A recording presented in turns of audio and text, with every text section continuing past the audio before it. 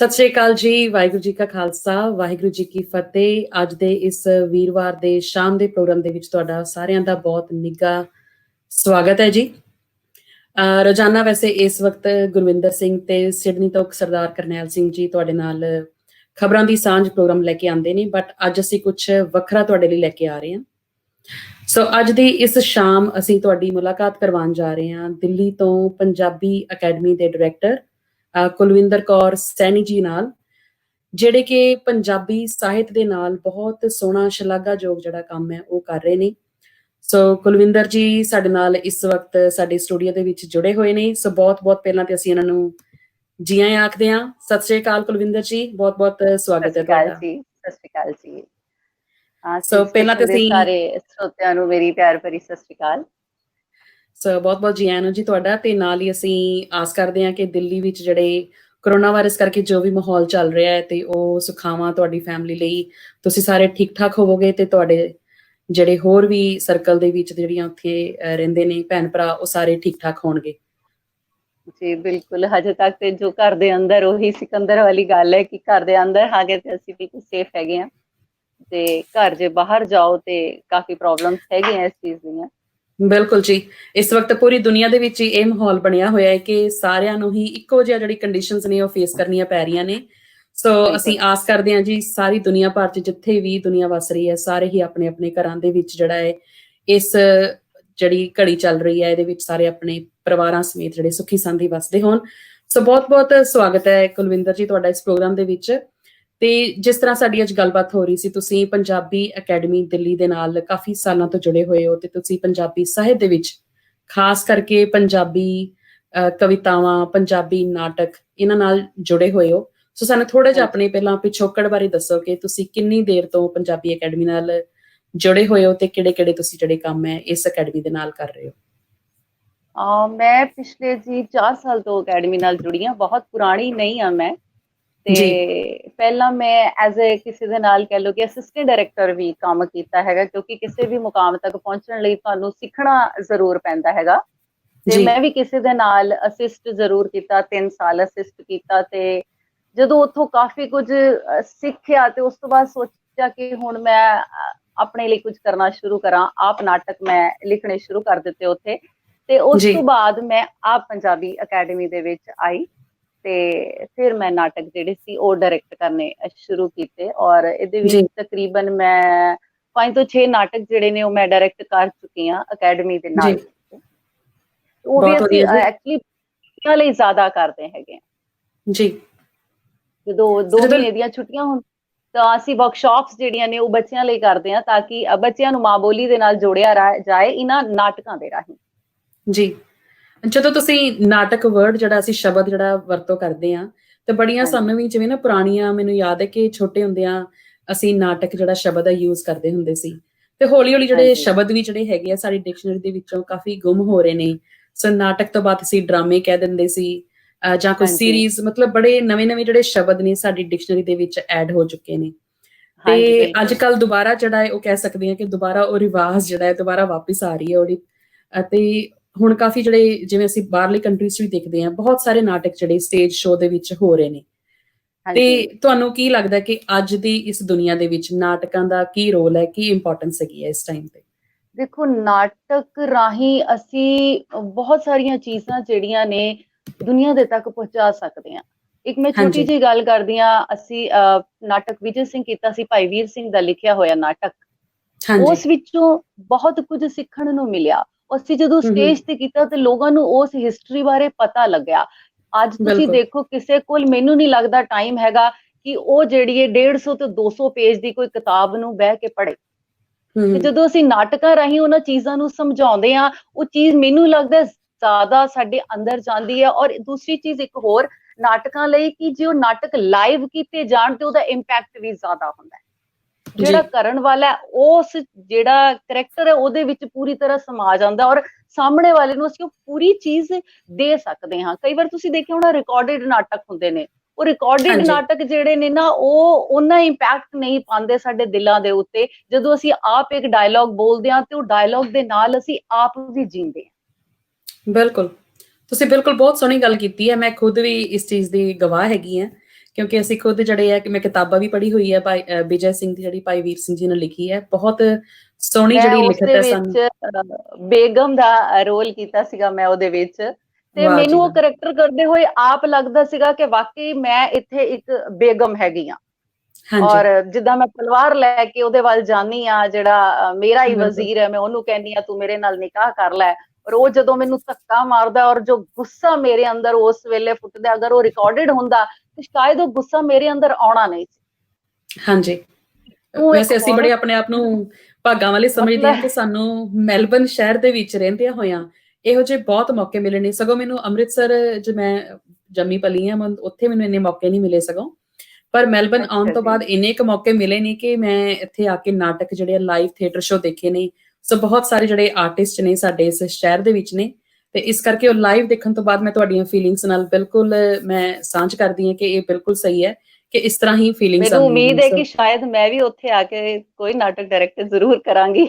ਬਹੁਤ ਵਧੀਆ ਲੱਗੇਗਾ ਜੀ, ਇਹ ਤੇ ਬਹੁਤ ਹੀ ਸੋਹਣੇ ਤੇ ਸੁਹਾਗੇ ਵਾਲੀ ਗੱਲ ਹੋਏਗੀ ਜੇ ਸਾਨੂੰ ਤੁਹਾਡਾ ਜਿਹੜਾ ਟੈਲੈਂਟ ਹੈ ਇੱਥੇ ਆ ਕੇ ਮਿਲੇਗਾ, ਤੇ ਮੈਨੂੰ ਮੈਂ ਪੱਕੀ ਤੁਹਾਨੂੰ ਉਮੀਦ ਹੈ ਦੱਸਣਾ ਪੂਰੀ। ਚਾਹਾਂਗੀ ਕਿ ਜੀ, ਕੱਲ ਵੀ ਇੱਥੇ ਜਿੱਦਾਂ ਗੱਲ ਹੋ ਰਹੀ ਸੀਗੀ ਕਿ ਨਾਟਕ ਲਿਖਿਆ ਹੈ ਅਸੀਂ ਮਾਈ ਭਾਗ ਕੌਰ ਜੀ ਦੇ ਉੱਤੇ, ਕੀ ਤੇ ਬਾਤ ਹੈ ਇਸ ਜੀ। ਨਾਟਕ ਨੂੰ ਲਿਖਣ ਦੇ ਵਿੱਚ ਮੈਂ ਤਕਰੀਬਨ 6 ਮਹੀਨੇ ਦੀ ਮਿਹਨਤ ਕੀਤੀ ਹੈ, ਤੇ ਜੀ ਉਮੀਦ ਹੈ ਕਿ ਇਸ ਨਾਟਕ ਨੂੰ ਮੈਂ ਜਲਦੀ ਹੀ ਸਟੇਜ ਦੇ ਉੱਤੇ ਲੈ ਕੇ ਆਵਾਂਗੀ ਪੂਰੀ ਫੀਲਿੰਗਸ ਦੇ ਨਾਲ। ਜੀ ਤੁਸੀਂ ਦੇਖੋ ਕਈ ਕੰਟਰੋਵਰਸੀਜ਼ ਵੀ ਉਹਨਾਂ ਦੇ ਨਾਲ ਹੋ ਚੁੱਕੀਆਂ ਨੇ, ਲੇਕਿਨ ਉਹ ਜਿਹੋ ਜਿਹੀ ਵੀਰਾਂਗਨਾ ਸੀਗੇ ਉਹਨਾਂ ਨਾਲ ਪੂਰਾ ਜਸਟਿਸ ਹੋਣਾ ਚਾਹੀਦਾ ਹੈ। ਉਸ ਚੀਜ਼ ਬਿਲਕੁਲ ਨੂੰ, ਉਹਨਾਂ ਦੇ ਬਚਪਨ ਚ ਕਿੱਦਾਂ ਉਹ ਆਪਣੇ ਫਾਦਰ ਦੇ ਨਾਲ ਉਹ ਸਾਰੀਆਂ ਗੱਲਾਂ ਕਰਦੇ ਹੁੰਦੇ ਸੀ, ਉਸ ਤੋਂ ਬਾਅਦ ਕਿੱਦਾਂ ਉਹਨਾਂ ਨੇ ਆਪਣੇ ਵੀਰ ਦੇ ਕੋਲੋਂ ਬਰਛਾ ਚਲਾਉਣਾ ਸਿੱਖਿਆ, ਉਹ ਸਾਰਾ ਇੱਕ ਇੱਕ ਸੀਨ ਜਿਹੜਾ ਮੈਂ ਉਹਦੇ ਵਿੱਚ ਕ੍ਰੀਏਟ ਕਰਨ ਦੀ ਕੋਸ਼ਿਸ਼ ਕੀਤੀ ਹੈ। ਇਸ ਤੋਂ ਇਲਾਵਾ ਜਦੋਂ ਗੁਰੂ ਗੋਬਿੰਦ ਸਿੰਘ ਜੀ ਨੇ ਪਹਿਲੇ ਹੋਲੇ ਮਹੱਲੇ ਤੇ ਜਦੋਂ ਸੱਦਿਆ ਸੀਗਾ, ਉਹ ਸਟੇਜ ਦੇ ਉੱਤੇ ਜਦੋਂ ਉਹ ਸਾਰੇ ਉੱਥੇ ਸੰਗਤ ਉੱਥੇ ਪਹੁੰਚੀ, ਤਾਂ ਇੱਕ ਕਹਿ ਲਓ ਵਿੰਗ ਤੋਂ ਦੂਸਰੀ ਵਿੰਗ ਤੱਕ ਉਹ ਨਗਰ ਕੀਰਤਨ ਅਸੀਂ ਕਿੱਦਾਂ ਸ਼ੋਅ ਕਰਾਂਗੇ, ਔਰ ਗੁਰੂ ਗੋਬਿੰਦ ਸਿੰਘ ਜੀ ਨੂੰ ਅਸੀਂ ਉੱਪਰ ਦਿਖਾਵਾਂਗੇ ਕਿ ਉਹ ਆਪਣੇ ਸਿੰਘਾਂ ਨੂੰ ਕਿਸ ਤਰ੍ਹਾਂ ਉੱਥੇ ਦੇਖ ਰਹੇ ਨੇ, ਔਰ ਸਿੰਘਾਂ ਤੋਂ ਹੀ ਉਹ ਗੱਲਾਂ ਕਹਾਵਾਂਗੇ ਕਿ ਗੁਰੂ ਕੀ ਬਾਤ ਹੈ। ਸਾਹਿਬਾਨ ਉੱਥੇ ਕੀ ਫੀਲ ਕਰ ਰਹੇ ਨੇ। ਮਤਲਬ ਇਹੋ ਜਿਹਾ ਹਾਂਜੀ ਇਹ ਨਾਟਕ ਲਿਖਿਆ, ਇਹਦੇ ਵਿੱਚ ਸਿੰਘਣੀਆਂ ਦੇ ਯੁੱਧ ਵੀ ਹੋਣਗੇ, ਉਹ ਬਚਿੱਤਰ ਸਿੰਘ ਵਾਲੀ ਇੱਥੇ ਗੱਲ ਵੀ ਹੋਏਗੀ ਜਦੋਂ ਉਹਨਾਂ ਨੇ ਉਹ ਨਾਗਣੀ ਜਿਹੜੀ ਸੀ ਹਾਥੀ ਦੇ ਸਿਰ ਤੇ ਮਾਰੀ ਸੀ, ਇਸ ਸੀਨ ਨੂੰ ਵੀ ਇਸ ਵਿੱਚ ਅਸੀਂ ਕ੍ਰੀਏਟ ਕਰਨ ਦੀ ਮੈਂ ਕੋਸ਼ਿਸ਼ ਕਰਾਂਗੀ। ਦੇਖੋ ਹਾਥੀ ਤੇ ਨਹੀਂ ਆਏਗਾ, ਲੇਕਿਨ ਉਹ ਆਵਾਜ਼ਾਂ, ਉਹ ਚਿੰਗਾੜਾਂ ਜਿਹੜੀਆਂ ਸੀਗੀਆਂ ਉਹ ਅਸੀਂ ਬੈਕਗ੍ਰਾਉਂਡ ਤੋਂ ਜ਼ਰੂਰ ਦਰਸ਼ਕਾਂ ਨੂੰ ਸੁਣਾਵਾਂਗੇ ਕਿ ਇਹਦੇ ਨਾਲ ਕੀ ਹੁੰਦਾ, ਸਾਨੂੰ ਉਹ ਹਿਸਟਰੀ ਬਾਰੇ ਪਤਾ ਚੱਲੇਗਾ ਜਿਹੜੀ ਬਿਲਕੁਲ ਅੱਜ ਲੋਕਾਂ ਨੂੰ ਨਹੀਂ ਪਤਾ। ਲੋਕਾਂ ਨੇ ਮਾਈ ਭਾਗ ਕੌਰ ਜੀ ਬਾਰੇ ਇੰਨਾ ਨਹੀਂ ਪੜਿਆ ਹੋਏਗਾ, ਕੋਈ ਨਾਟਕ ਕੋਈ ਪਿਕਚਰ ਅੱਜ ਤੱਕ ਉਹਨਾਂ ਤੇ ਨਹੀਂ ਬਣੀ। ਸੋ ਮੇਰੀ ਦਿਲੀ ਖੁਆਇਸ਼ ਹੈ ਕਿ ਮੈਂ ਇਸ ਨਾਟਕ ਨੂੰ ਜ਼ਰੂਰ ਕਰਾਂ। ਜੀ, ਜਿਸ ਤਰ੍ਹਾਂ ਤੁਸੀਂ ਦੱਸ ਰਹੇ ਹੋ, ਤੁਸੀਂ ਬਹੁਤ ਵਧੀਆ, ਤੁਹਾਨੂੰ ਲੱਗਦਾ ਹੈ ਕਿ ਜਦੋਂ ਤੁਸੀਂ ਨਾਟਕ ਨੂੰ ਡਾਇਰੈਕਟ ਕਰਦੇ ਹੋ ਤੇ ਇੱਕ ਤਰ੍ਹਾਂ ਦਾ ਜਿਹੜਾ ਹਾਂਜੀ ਉਹ ਤੁਸੀਂ ਹਿਸਟਰੀ ਵੀ ਪੜ੍ਹਦੇ ਹੋ, ਤੁਸੀਂ ਉਸ ਕਰੈਕਟਰ ਦੇ ਵਿੱਚ ਆਪ ਢਲ ਕੇ ਜਿਹੜਾ ਹੈ ਉਹਦੇ ਵਿੱਚ ਜਦੋਂ ਜਾਂਦੇ ਹੋ ਤਾਂ ਤੁਹਾਡੇ 'ਚ ਉਹ ਜਿਹੜੀ ਇਨਸਪੀਰੇਸ਼ਨ ਹੈ, ਭਾਵੇਂ ਉਹ ਮਾਈ ਭਾਗੋ ਜੀ ਦੀ ਹੈ ਜਾਂ ਉਹਨਾਂ ਨਾਲ ਜੁੜੇ ਹੋਏ ਜਿਹੜੇ ਹੋਰ ਕਰੈਕਟਰ ਨੇ, ਉਹ ਜ਼ਿੰਦਗੀ ਦੇ ਵਿੱਚ ਉਹ ਇਨਸਪੀਰੇਸ਼ਨ ਨਾਲ ਵੀ ਅਸੀਂ ਅੱਗੇ ਵੱਧਦੇ ਹਾਂ। ਬਿਲਕੁਲ ਬਿਲਕੁਲ ਬਿਲਕੁਲ ਬਿਲਕੁਲ, ਉਹ ਤੇ ਹੈ ਹੀ ਹੈਗਾ। ਉਹਦੇ ਜਦ ਤੱਕ ਤੁਸੀਂ ਉਸ ਕਰੈਕਟਰ ਦੇ ਨਾਲ ਜੀਓਗੇ ਨਹੀਂ, ਹੁਣ ਜੀ ਦੇਖੋ ਉੱਥੇ ਤਲਵਾਰ ਵੀ ਚਲਾਣੀ ਪੈਂਦੀ ਹੈ, ਤੇ ਉਹ ਤਲਵਾਰ ਚਲਾਉਂਦੇ ਵੇਲੇ ਜਦੋਂ ਤੁਹਾਡੇ ਅੰਦਰ ਉਹ ਸਿੰਘਣੀ ਜਾਗੇਗੀ ਨਹੀਂ ਤਾਂ ਤੁਸੀਂ ਉਸ ਤਲਵਾਰ ਨੂੰ ਚਲਾਓਗੇ ਕਿਵੇਂ। ਬਿਲਕੁਲ ਜੀ ਬਿਲਕੁਲ। ਜਦੋਂ ਮਾਈ ਭਾਗ ਕੌਰ ਜੀ, ਜਦੋਂ ਚਿਤਾ ਦੇ ਉੱਤੇ ਇੱਕ ਲੇਡੀ ਜਿਹੜੇ ਸੀਗੇ ਉਹਨਾਂ ਨੂੰ ਪਾਇਆ ਜਾ ਰਿਹਾ ਸੀ, ਤੇ ਉਹਨੂੰ ਕਿੱਦਾਂ ਉਹ ਚੱਕ ਕੇ ਲਿਆਏ ਸੀ, ਜਦੋਂ ਬੁੱਢੇ ਦੇ ਨਾਲ ਉਹਨੂੰ ਵਿਆਹ ਦਿੱਤਾ ਗਿਆ ਸੀ, ਉਸ ਵੇਲੇ ਉਹ ਹਾਂਜੀ ਰੋਸ ਜਿਹੜਾ ਉਹ ਚਿਹਰੇ ਦੇ ਉੱਤੇ ਉਹ ਜਲਾਲ ਹੋਏਗਾ, ਉਹ ਜਲਾਲ ਜਿਹੜਾ ਹੈ ਉਹ ਚਿਹਰੇ ਦੇ ਉੱਤੇ ਚਾਹੀਦਾ ਸੀ। ਬਿਲਕੁਲ। ਉਸ ਕਰੈਕਟਰ ਦੇ ਵਿੱਚ ਜੀਣਾ ਬੜਾ ਜ਼ਰੂਰੀ ਹੋ ਜਾਂਦਾ ਹੈ ਉਸ ਵੇਲੇ। ਇਸ ਤੋਂ ਇਲਾਵਾ ਮੈਂ ਇੱਕ ਹੋਰ ਦੱਸਦੀ ਹਾਂ, ਅਸੀਂ ਇਹ ਤਾਂ ਇਤਿਹਾਸਕ ਚੀਜ਼ਾਂ ਨੇ, ਜਰਨਲ ਪਲੇ ਵੀ ਹੁੰਦੇ ਨੇ। ਜਿੱਦਾਂ ਮੈਂ ਇੱਕ ਰੋਂਗ ਹਾਂਜੀ ਨੰਬਰ ਪਲੇ ਸੀਗਾ, ਤੇ ਰੋਂਗ ਨੰਬਰ ਪਲੇ ਦੇ ਵਿੱਚ ਮੈਂ ਇੱਕ ਉਹ ਰੋਂਗ ਨੰਬਰ ਕਰੈਕਟਰ ਸੀਗੀ ਜਿਹੜੀ ਕਿਸੇ ਨੂੰ ਲੱਭ ਰਹੀ ਹੈ, ਕਿਉਂਕਿ ਜੀ ਸਾਨੂੰ ਨਹੀਂ ਪਤਾ ਹੁੰਦਾ ਅਸੀਂ ਲੱਭ ਕੀ ਰਹੇ ਹਾਂ। ਹਾਂਜੀ ਸਾਡੇ ਕਈ ਵਾਰ ਰਾਹ ਹੀ ਨਹੀਂ ਪਤਾ ਹੁੰਦਾ, ਤੇ ਉਹ ਕਿਸੇ ਐਸੇ ਸ਼ਖਸ ਨੂੰ ਲੱਭਦੀ ਹੈ, ਉਹ ਰੋਜ਼ ਫੋਨ ਕਰਦੀ ਹੈ ਉਹਨੂੰ, ਹੂੰ ਤੂੰ ਮੇਰਾ ਹੈ, ਲੇਕਿਨ ਉਹ ਅਗਲਾ ਜਵਾਬ ਦਿੰਦਾ ਕਿ ਨਹੀਂ ਮੈਂ ਤੇ ਹੈ ਹੀ ਨਹੀਂ, ਲੇਕਿਨ ਉਹਦੇ ਨਾਲ ਹਾਂਜੀ ਫਿਰ ਵੀ ਗੱਲਾਂ ਕਰਦੀ ਹੈ ਗੱਲਾਂ ਕਰਦੀ ਹੈ ਗੱਲਾਂ ਕਰਦੀ ਹੈ। ਜਦੋਂ ਤੁਸੀਂ 4 ਦਿਨ ਕਿਸੇ ਨਾਲ ਗੱਲਾਂ ਕਰਦੇ ਹੋ, ਉਹ ਇਨਸਾਨ ਤੁਹਾਡਾ ਆਪਣਾ ਹੋ ਜਾਂਦਾ ਹੈ। ਤੇ ਕਹਿਣ ਦਾ ਬਿਲਕੁਲ ਮਤਲਬ ਹੈ ਕਿ ਉਹ ਬੜੇ ਡਿਫਰੈਂਟ ਕਰੈਕਟਰ ਨੇ ਜ਼ਿੰਦਗੀ ਦੇ ਵਿੱਚ, ਇੰਨੇ ਸਾਰੇ ਰੰਗ ਨੇ ਜਿਹੜੇ ਅਸੀਂ ਅਲੱਗ-ਅਲੱਗ ਭਰਨ ਦੀ ਕੋਸ਼ਿਸ਼ ਕਰਦੇ। ਮੈਂ ਜ਼ਰੂਰੀ ਇਹ ਨਹੀਂ ਸਮਝਦੀ ਕਿ ਮੈਂ ਸਿਰਫ ਇਤਿਹਾਸਿਕ ਚੀਜ਼ਾਂ ਹੀ ਕਰਨੀਆਂ, ਮੈਂ ਜ਼ਿੰਦਗੀਆਂ ਦੇ ਵਿੱਚੋਂ ਜਿਹੜੀਆਂ ਚੀਜ਼ਾਂ ਨੇ ਮੈਂ ਉਹ ਕੱਢਣ ਦੀ ਕੋਸ਼ਿਸ਼ ਕਰਦੀ ਹਾਂ ਕਿ ਹਰ ਬਿਲਕੁਲ ਰੰਗ ਨੂੰ ਜਿਹੜਾ ਉਹ ਥੀਏਟਰ ਦੇ ਵਿੱਚ ਲਿਆਇਆ ਜਾਏ। ਬਿਲਕੁਲ ਜੀ, ਮੇਰੇ ਖਿਆਲ ਕਲਾਕਾਰੀ ਅਸੀਂ ਇਸੇ ਦਾ ਨਾਮ ਕਹਿ ਸਕਦੇ ਹਾਂ। ਸੋ ਤੁਹਾਨੂੰ ਮੈਂ ਦੱਸਦੀ ਹਾਂ ਜੀ, ਇਸ ਵਕਤ ਸਾਡੇ ਨਾਲ ਮੈਲਬਨ ਤੋਂ ਬਹੁਤ ਸਾਰੀਆਂ ਜਿਹੜੀਆਂ ਆਰਟਿਸਟਿਕ ਦੇ ਨਾਲ, ਪੰਜਾਬੀ ਸਾਹਿਤ ਦੇ ਨਾਲ, ਪੰਜਾਬੀ ਥੀਏਟਰ ਨਾਲ ਜਿਹੜੀਆਂ ਜੁੜੀਆਂ ਹੋਈ ਸ਼ਖਸੀਅਤਾਂ ਨੇ, ਸਾਡੇ ਨਾਲ ਇਸ ਵਕਤ ਜੁੜੀਆਂ ਹੋਈਆਂ ਨੇ। ਸਾਡੇ ਨਾਲ ਮੈਲਬਨ ਤੋਂ ਸਤਿੰਦਰ ਚਾਵਲਾ ਜੀ, ਜਿਹੜੇ ਕਿ ਬਹੁਤ ਵਧੀਆ ਸ਼ਾਰਟ ਪੰਜਾਬੀ ਮੂਵੀਜ਼ ਹਮੇਸ਼ਾ ਕੋਈ ਨਾ ਕੋਈ ਮੈਸੇਜ ਲੈ ਕੇ ਸਾਡੇ ਲਈ ਆਉਂਦੇ ਨੇ, ਉਹ ਜੁੜੇ ਹੋਏ ਨੇ ਤੇ ਉਹਨਾਂ ਨੇ ਤੁਹਾਨੂੰ ਪਿਆਰ ਭਰੀ ਸਤਿ ਸ੍ਰੀ ਅਕਾਲ ਵੀ ਬੁਲਾਈ ਹੈ ਜੀ। ਸਾਡੇ ਨਾਲ ਸਿਡਨੀ ਤੋਂ ਖਾਸ ਕਰਕੇ ਸਰਦਾਰ ਕਰਨੈਲ ਸਿੰਘ ਜੀ ਜੁੜੇ ਹੋਏ ਨੇ, ਜਿਹੜੇ ਕਿ ਤੁਹਾਡੇ ਬਹੁਤ ਵੱਡੇ ਫੈਨ ਵੀ ਨੇ, ਤੇ ਅਸੀਂ ਉਹਨਾਂ ਦੀ ਖਾਸ ਕਰਕੇ ਸਿਫਾਰਿਸ਼ ਆਈ ਹੈ ਕਿ ਤੁਹਾਡੇ ਕੋਲੋਂ ਅਸੀਂ ਅੱਜ ਕੁਝ ਕਵਿਤਾਵਾਂ ਵੀ ਸੁਣਨੀਆਂ ਨੇ। ਬਿਲਕੁਲ ਜੀ, ਬਿਲਕੁਲ ਜ਼ਰੂਰ ਸੁਣਾਵਾਂਗੇ ਮੈਂ ਕਵਿਤਾਵਾਂ। ਤੇ ਇਸ ਤੋਂ ਇਲਾਵਾ ਸਾਡੇ ਨਾਲ ਜੀ ਮੈਲਬਨ ਤੋਂ ਬਿਕਰਮ ਸਿੰਘ ਸੇਖੋਂ ਜੀ ਜੁੜੇ ਹੋਏ ਨੇ। ਸੋ ਬਿਕਰਮ ਸਿੰਘ ਸੇਖੋਂ ਜੀ ਤੇ ਉਹਨਾਂ ਦੀ ਜਿਹੜੇ ਵਾਈਫ ਨੇ ਰਮਾ ਸੇਖੋਂ ਜੀ, ਇਹ ਵੀ ਪੰਜਾਬੀ ਥੀਏਟਰ ਨਾਲ ਬਹੁਤ ਕਹਿ ਸਕਦੇ ਕਿ ਜ਼ਮੀਨੀ ਹਾਲਾਤ ਜ਼ਮੀਨ ਤੋਂ ਜੁੜੇ ਹੋਏ ਨੇ, ਤੇ ਬਹੁਤ ਵਧੀਆ ਇਹ ਪਰਫਾਰਮੈਂਸ ਜਿਹੜੀ ਹੈ ਥੀਏਟਰ ਤੇ ਦਿੰਦੇ ਨੇ, ਤੇ ਹਮੇਸ਼ਾ ਇਹ ਵੀ ਜਿਹੜੇ ਹੈ ਸਟੇਜ ਦੇ ਉੱਪਰ ਬਹੁਤ ਵਧੀਆ ਮੈਸੇਜ ਵਾਲੇ ਜਿਹੜੇ ਨਾਟਕ ਲੈ ਕੇ ਆਉਂਦੇ ਨੇ। ਸੋ ਜੇ ਉਹ ਇਸ ਵਕਤ ਸੁਣ ਰਹੇ ਨੇ ਤੇ ਉਹਨਾਂ ਨੂੰ ਵੀ ਅਸੀਂ ਕਵਾਂਗੇ ਕਿ ਤੁਸੀਂ ਜ਼ਰੂਰ ਕੁਲਵਿੰਦਰ ਜੀ ਨਾਲ ਵੀ ਕਦੀ ਫਿਊਚਰ ਦੇ ਵਿੱਚ ਕੋਈ ਪਲੈਨਿੰਗ ਜ਼ਰੂਰ ਕਰਕੇ ਇੱਥੇ ਆਉਣ ਵਾਲੇ ਦਿਨਾਂ ਦੇ ਵਿੱਚ, ਆਉਣ ਵਾਲੇ ਸਮੇਂ ਦੇ ਵਿੱਚ ਕੋਈ ਨਾ ਕੋਈ ਜਿਹੜਾ ਨਾਟਕ ਹੈ ਉਹ ਜ਼ਰੂਰ ਇੱਕ ਸਾਂਝਾ ਪਲੇਟਫਾਰਮ ਤੇ ਜਿਹੜਾ ਕੀਤਾ ਜਾਵੇ। ਤੇ ਜਿਲੌਂਗ ਤੋਂ ਸਾਡੇ ਨਾਲ ਕਵਲਪ੍ਰੀਤ ਜੀ, ਹਾਂਜੀ ਕਵਲਪ੍ਰੀਤ ਜੀ ਜੁੜੇ ਹੋਏ ਨੇ, ਤੇ ਉਹ ਵੀ ਜਿਹੜੇ ਆ ਪੰਜਾਬੀ ਕਲਚਰ ਦੇ ਨਾਲ ਬਹੁਤ ਵਧੀਆ ਜਿਹੜਾ ਕੰਮ ਹੈ ਇੱਥੇ ਕਰ ਰਹੇ ਨੇ। ਸੋ ਬੜਾ ਵਧੀਆ ਲੱਗਦਾ ਜਦੋਂ ਇਹੋ ਜਿਹੀ ਡਿਸਕਸ਼ਨਸ ਹੁੰਦੀਆਂ ਨੇ ਤੇ ਸਾਰੇ ਆਪਣੀ ਪਾਰਟਿਸਿਪੇਸ਼ਨ ਨਾਲ ਦਿਖਾਉਂਦੇ ਨੇ, ਤੇ ਇੱਕ ਦੂਜੇ ਕੋਲੋਂ ਅਸੀਂ ਸਿੱਖਦੇ ਵੀ ਹਾਂ ਤੇ ਆਪਣਾ ਜਿਹੜਾ ਐਕਸਪੀਰੀਅੰਸ ਸ਼ੇਅਰ ਕਰਕੇ ਹੋਰ ਵੀ ਵਧੀਆ ਚੰਗਾ ਲੱਗਦਾ ਹੈ। ਤੇ ਮੈਂ ਇੱਕ ਹੋਰ, ਅਗਰ ਥੀਏਟਰ ਦੀ ਜਿੱਦਾਂ ਤੁਸੀਂ ਗੱਲ ਕਰ ਰਹੇ ਹੋ, ਤੇ ਮੈਂ ਥੀਏਟਰ ਲਈ ਦੱਸਾਂਗੀ ਕਿ ਮੈਂ ਜਿਹੜੇ ਨਾਟਕ ਬੱਚਿਆਂ ਲਈ ਲਿਖੇ ਨੇ, ਮੇਨਲੀ ਮੈਨੂੰ ਬੱਚਿਆਂ ਦੇ ਨਾਲ ਕੰਮ ਕਰਕੇ ਜ਼ਿਆਦਾ ਮਜ਼ਾ ਆਉਂਦਾ ਹੈ, ਤੇ ਮੈਂ ਬੱਚਿਆਂ ਲਈ ਜਿੱਦਾਂ ਲਿਖਿਆ ਰੋਂਦੀ ਧਰਤੀ ਜੀ, ਤੇ ਬੱਚਿਆਂ ਦੀ ਹੀ ਮੈਂ ਧਰਤੀ ਬਣਾਈ। ਇਹਦੇ ਵਿੱਚ ਜਿਹੜੇ ਬੱਚੇ ਹੀ ਨੇ ਉਹੀ ਬਲੂ ਔਰ ਗ੍ਰੀਨ ਡਰੈਸਾਂ ਪਵਾ ਕੇ ਤਾਂ ਉਹਨਾਂ ਤੋਂ ਹੀ ਗੀਤ ਗਵਾਇਆ, ਔਰ ਉਸ ਤੋਂ ਬਾਅਦ ਇੱਕਦਮ ਇੱਕ ਧਮਾਕੇ ਦੀ ਆਵਾਜ਼ ਤੇ ਉਹ ਜਿਹੜੀ ਧਰਤੀ ਸੀਗੀ ਉਹ ਜਿਹੜੀ ਸੀਗੀ ਇੱਕਦਮ ਭੂਰੇ ਰੰਗ ਦੀ ਹੋ ਗਈ, ਤਾਂ ਉਹ ਆਪਣੇ ਆਪ ਨੂੰ ਹੀ ਨਹੀਂ ਪਛਾਣ ਰਹੀ ਕਿ ਮੈਨੂੰ ਕੀ ਹੋ ਗਿਆ ਜੀ। ਫਿਰ ਧਰਤੀ ਕਹਿੰਦੀ ਹੈ ਤੁਸੀਂ ਹੀ ਮੇਰਾ ਰੂਪ ਨਹੀਂ ਪਛਾਣਿਆ, ਇਹ ਰੂਪ ਤੁਸੀਂ ਤਾਂ ਮੈਨੂੰ ਦਿੱਤਾ ਹੈ ਜੀ। ਉਸ ਤੋਂ ਬਾਅਦ ਫਿਰ ਅਸੀਂ ਉਹਨੂੰ, ਬੱਚੇ ਪੁੱਛਦੇ ਨੇ ਕਿ ਅਸੀਂ ਕਿਵੇਂ ਕੀਤਾ, ਤੇ ਉਹਨਾਂ ਦੇ ਸਵਾਲਾਂ ਦੇ ਹੁਣ ਉਹ ਜਵਾਬ ਦੇਗੀ। ਅਲੱਗ-ਅਲੱਗ ਸੀਨਸ ਦੇ ਵਿੱਚ ਉਹ ਹੁਣ ਧਰਤੀ ਤੁਹਾਨੂੰ ਜਵਾਬ ਦੇ ਰਹੀ ਹੈ ਕਿ ਤੁਸੀਂ ਮੈਨੂੰ ਕਿੱਦਾਂ ਨੁਕਸਾਨ ਪਹੁੰਚਾਇਆ, ਮੈਨੂੰ ਕਿੱਦਾਂ ਤੁਸੀਂ ਹਰਟ ਕੀਤਾ, ਮੈਂ ਤਾਂ ਤੁਹਾਡੀ ਮਾਂ ਵਰਗੀ ਸੀ, ਤੁਸੀਂ ਮੈਨੂੰ ਕਿੱਦਾਂ ਕੁਰੇਦ ਦਿੱਤਾ, ਮੇਰੀਆਂ ਅੰਦਰ ਤਾਂ ਤੁਸੀਂ ਖੋਦ ਕੇ ਖਾਨਾ ਕਰ ਦਿੱਤੀਆਂ, ਮੈਂ ਤੇ ਅੱਜ ਖੋਖਲੀ ਹੋ ਚੁੱਕੀ ਹਾਂ। ਸੋ ਇਹ ਰੋਂਦੀ ਧਰਤੀ ਮੈਂ ਜਿਹੜਾ ਸੀ ਇੱਕ ਬੱਚਿਆਂ ਲਈ ਲਿਖਿਆ ਸੀਗਾ ਜੀ। ਇਸ ਤੋਂ ਇਲਾਵਾ ਮੈਂ ਲਿਖਿਆ ਇੱਕ ਮੌਕੇ ਦਾ ਲਾਭ ਜੀ, ਤੇ ਮੌਕੇ ਦਾ ਜਿਹੜਾ ਨਾਟਕ ਹੈ ਉਹਦੇ ਵਿੱਚ ਜਿੱਦਾਂ ਬੱਚੇ ਹੀ ਹੈਗੇ ਨੇ, ਅੱਜ ਤੁਸੀਂ ਕੋਈ ਵੀ ਉਹਨਾਂ ਨੂੰ ਅਗਰ ਕੰਮ ਦਿੰਦੇ ਹੈਗੇ ਹੋ ਤਾਂ ਉਹ ਬੱਚੇ ਟਾਈਮ ਤੇ ਉਹ ਕੰਮ ਨੂੰ ਕਰਦੇ ਨਹੀਂ ਹੈ। ਜਿੱਦਾਂ ਸਕੂਲ ਦੇ ਵਿੱਚ ਹੀ ਉਹ ਬੱਚੇ ਜਿਹੜੇ ਨੇ ਉਸ ਟਾਈਮ ਤੇ ਕੰਮ ਕਰਦੇ ਨਹੀਂ ਹੈ, ਤੇ ਜਿਹੜੀ ਟੀਚਰ ਹੈਗੀ ਹੈ ਉਹ ਇੱਕ ਮੂਰਤੀ ਲੈ ਕੇ ਆਈ ਹੈ। ਮੂਰਤੀ ਜਿਹੜੀ ਹੈ ਇਹੋ ਜਿਹੀ ਮੂਰਤੀ ਹੈ ਜਿਹਦੇ ਤੁਸੀਂ ਕਹਿ ਲਓ ਅੱਗੇ ਬਾਲ ਹੈਗੇ, ਪਿੱਛੋਂ ਸਿਰ ਗੰਜਾ ਹੈ ਉਹਦਾ, ਤੇ ਬੱਚੇ ਪੁੱਛਦੇ ਨੇ ਕਿ ਮੈਡਮ ਇਹ ਕਿਹੋ ਜਿਹੀ ਮੂਰਤੀ ਹੈ, ਤੇ ਜਵਾਬ ਦਿੰਦੀ ਹੈ ਕਿ ਇਹ ਸਮਾਂ ਹੈ, ਜੇ ਉਸਨੂੰ ਤੁਸੀਂ ਅਗਲੇ ਪਾਸਿਓਂ ਫੜ ਲਓਗੇ, ਉਸਦੇ ਬਾਲਾਂ ਤੋਂ ਫੜ ਲਓਗੇ, ਤੁਹਾਡੇ ਅਧੀਨ ਹੋ ਜਾਏਗੀ, ਤੇ ਜੇ ਤੁਸੀਂ ਇਹਨੂੰ ਪਿੱਛੋਂ ਫੜਨ ਦੀ ਕੋਸ਼ਿਸ਼ ਕਰੋਗੇ ਤੇ ਇਹ ਫਿਸਲ ਕੇ ਲੰਘ ਜਾਏਗੀ। ਸੋ ਇਹ ਵਕਤ, ਇਸ ਵਕਤ ਨੂੰ ਫੜ ਕੇ ਰੱਖੋ। ਇਹ ਮੌਕੇ ਜਿਹੜੇ ਨੇ ਜ਼ਿੰਦਗੀ ਵਿੱਚ ਬਾਰ-ਬਾਰ ਨਹੀਂ ਮਿਲਦੇ। ਤੁਹਾਨੂੰ ਅੱਜ ਇੱਕ ਕਵਿਤਾ ਜਾਂ ਕੁਝ ਵੀ ਲਿਖਣ ਲਈ ਦਿੱਤਾ ਸੀ, ਤੁਸੀਂ ਉਹ ਅੱਜ ਨਹੀਂ ਲਿਖਿਆ, ਉਹ ਕਿਤਾਬ ਦੇ ਵਿੱਚ ਛਪਣਾ ਸੀਗਾ, ਲੇਕਿਨ ਅੱਜ ਉਹ ਮੌਕਾ ਤੁਸੀਂ ਗਵਾ ਦਿੱਤਾ। ਜਦੋਂ ਉਹੀ ਬੱਚੇ ਘਰ ਦੇ ਵਿੱਚ ਜਾਂਦੇ ਨੇ ਤੇ ਉਹਨਾਂ ਦੇ ਘਰ ਦੇ ਅੰਦਰ ਬਹੁਤ ਵੱਡਾ ਇੱਕ ਸੋਹਣਾ ਟੇਬਲ ਲੱਗਾ ਹੋਇਆ, ਤੇ ਉਹਨਾਂ ਦਾ ਇੱਕ ਨੌਕਰ ਹੈ ਵਿਲੀ, ਜਿਹਦਾ ਮੈਂ ਨਾਮ ਰੱਖਿਆ ਹੈ, ਉਹਦੇ ਕੋਲੋਂ ਕੰਮ ਕਰਦੇ ਇੱਕ ਮੂਰਤੀ ਟੁੱਟ ਜਾਂਦੀ ਹੈ, ਤੇ ਉਹ ਆਪਣੇ ਮਾਲਕਾਂ ਨੂੰ ਕਹਿੰਦਾ ਕਿ ਇਹ ਜੇ ਮੂਰਤੀ ਮੈਂ ਬਣਾ ਦੇਵਾਂ, ਤੇ ਉਹ ਕਹਿੰਦੇ ਤੂੰ ਬਣਾ ਸਕਦਾ ਹੈ? ਉਹ ਕਹਿੰਦਾ ਹਾਂ। ਉਹ ਆਟਿਆਂ ਤੇ ਗੋਂਦ ਤੇ ਰੰਗਾਂ ਦੇ ਨਾਲ ਇੱਕ ਮੂਰਤੀ ਬਣਾਉਂਦਾ ਜਿਹੜੀ ਸਭ ਦਾ ਸਤਿਕਾਰ ਕਰ ਰਹੀ ਹੈ। ਤੇ ਹੁਣ ਉਹ ਜਦੋਂ ਟੇਬਲ ਤੇ ਰੱਖੀ ਜਾਂਦੀ, ਉਹਨਾਂ ਦੇ ਘਰ ਜਦੋਂ ਗੈਸਟ ਆਉਂਦੇ ਤਾਂ ਕਹਿੰਦੇ ਇਹ ਕਿਸ ਸ਼ਖਸੀਅਤ ਦੀ ਬਣਾਈ ਹੋਈ ਹੈ, ਬਹੁਤ ਹੀ ਸੋਹਣੀ ਮੂਰਤੀ। ਤੇ ਉਹ ਕਹਿੰਦੇ ਸਾਡੇ ਘਰ ਭਾਂਡੇ ਮਾਂਜਣ ਵਾਲੇ ਇਸ ਨੌਕਰ ਨੇ ਬਣਾਈ ਹੈ।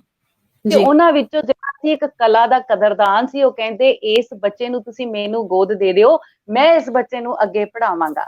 ਤੇ ਉਹ ਬੱਚਾ ਉਹਨਾਂ ਦੇ ਨਾਲ ਚਲਾ ਜਾਂਦਾ ਹੈ। ਹੁਣ ਫਾਦਰ ਆਪਣੇ ਪੇਰੈਂਟਸ ਨੂੰ ਬੱਚਿਆਂ ਨੂੰ ਸਮਝਾ ਰਿਹਾ ਹੈ ਕਿ ਦੇਖੋ ਉਸਨੇ ਮੌਕੇ ਦਾ ਕਿੱਦਾਂ ਲਾਭ ਚੱਕਿਆ, ਜਦੋਂ ਮੌਕਾ ਮਿਲਿਆ ਉਸਨੇ ਚੀਜ਼ ਬਣਾਈ, ਤੇ ਤੁਹਾਨੂੰ ਵੀ ਇਹੀ ਕਰਨਾ ਚਾਹੀਦਾ ਹੈ। ਤੇ ਹੁਣ ਉਹ ਸ਼ੀਸ਼ੇ ਦੇ ਵਿੱਚ ਦੇਖ ਕੇ ਆਪਣੇ ਆਪ ਨਾਲੋਂ ਬੱਚੇ ਗੱਲਾਂ ਕਰਦੇ ਨੇ ਕਿ ਅਸੀਂ ਕੀ ਪਾਇਆ ਤੇ ਕੀ ਗਵਾ ਲਿਆ।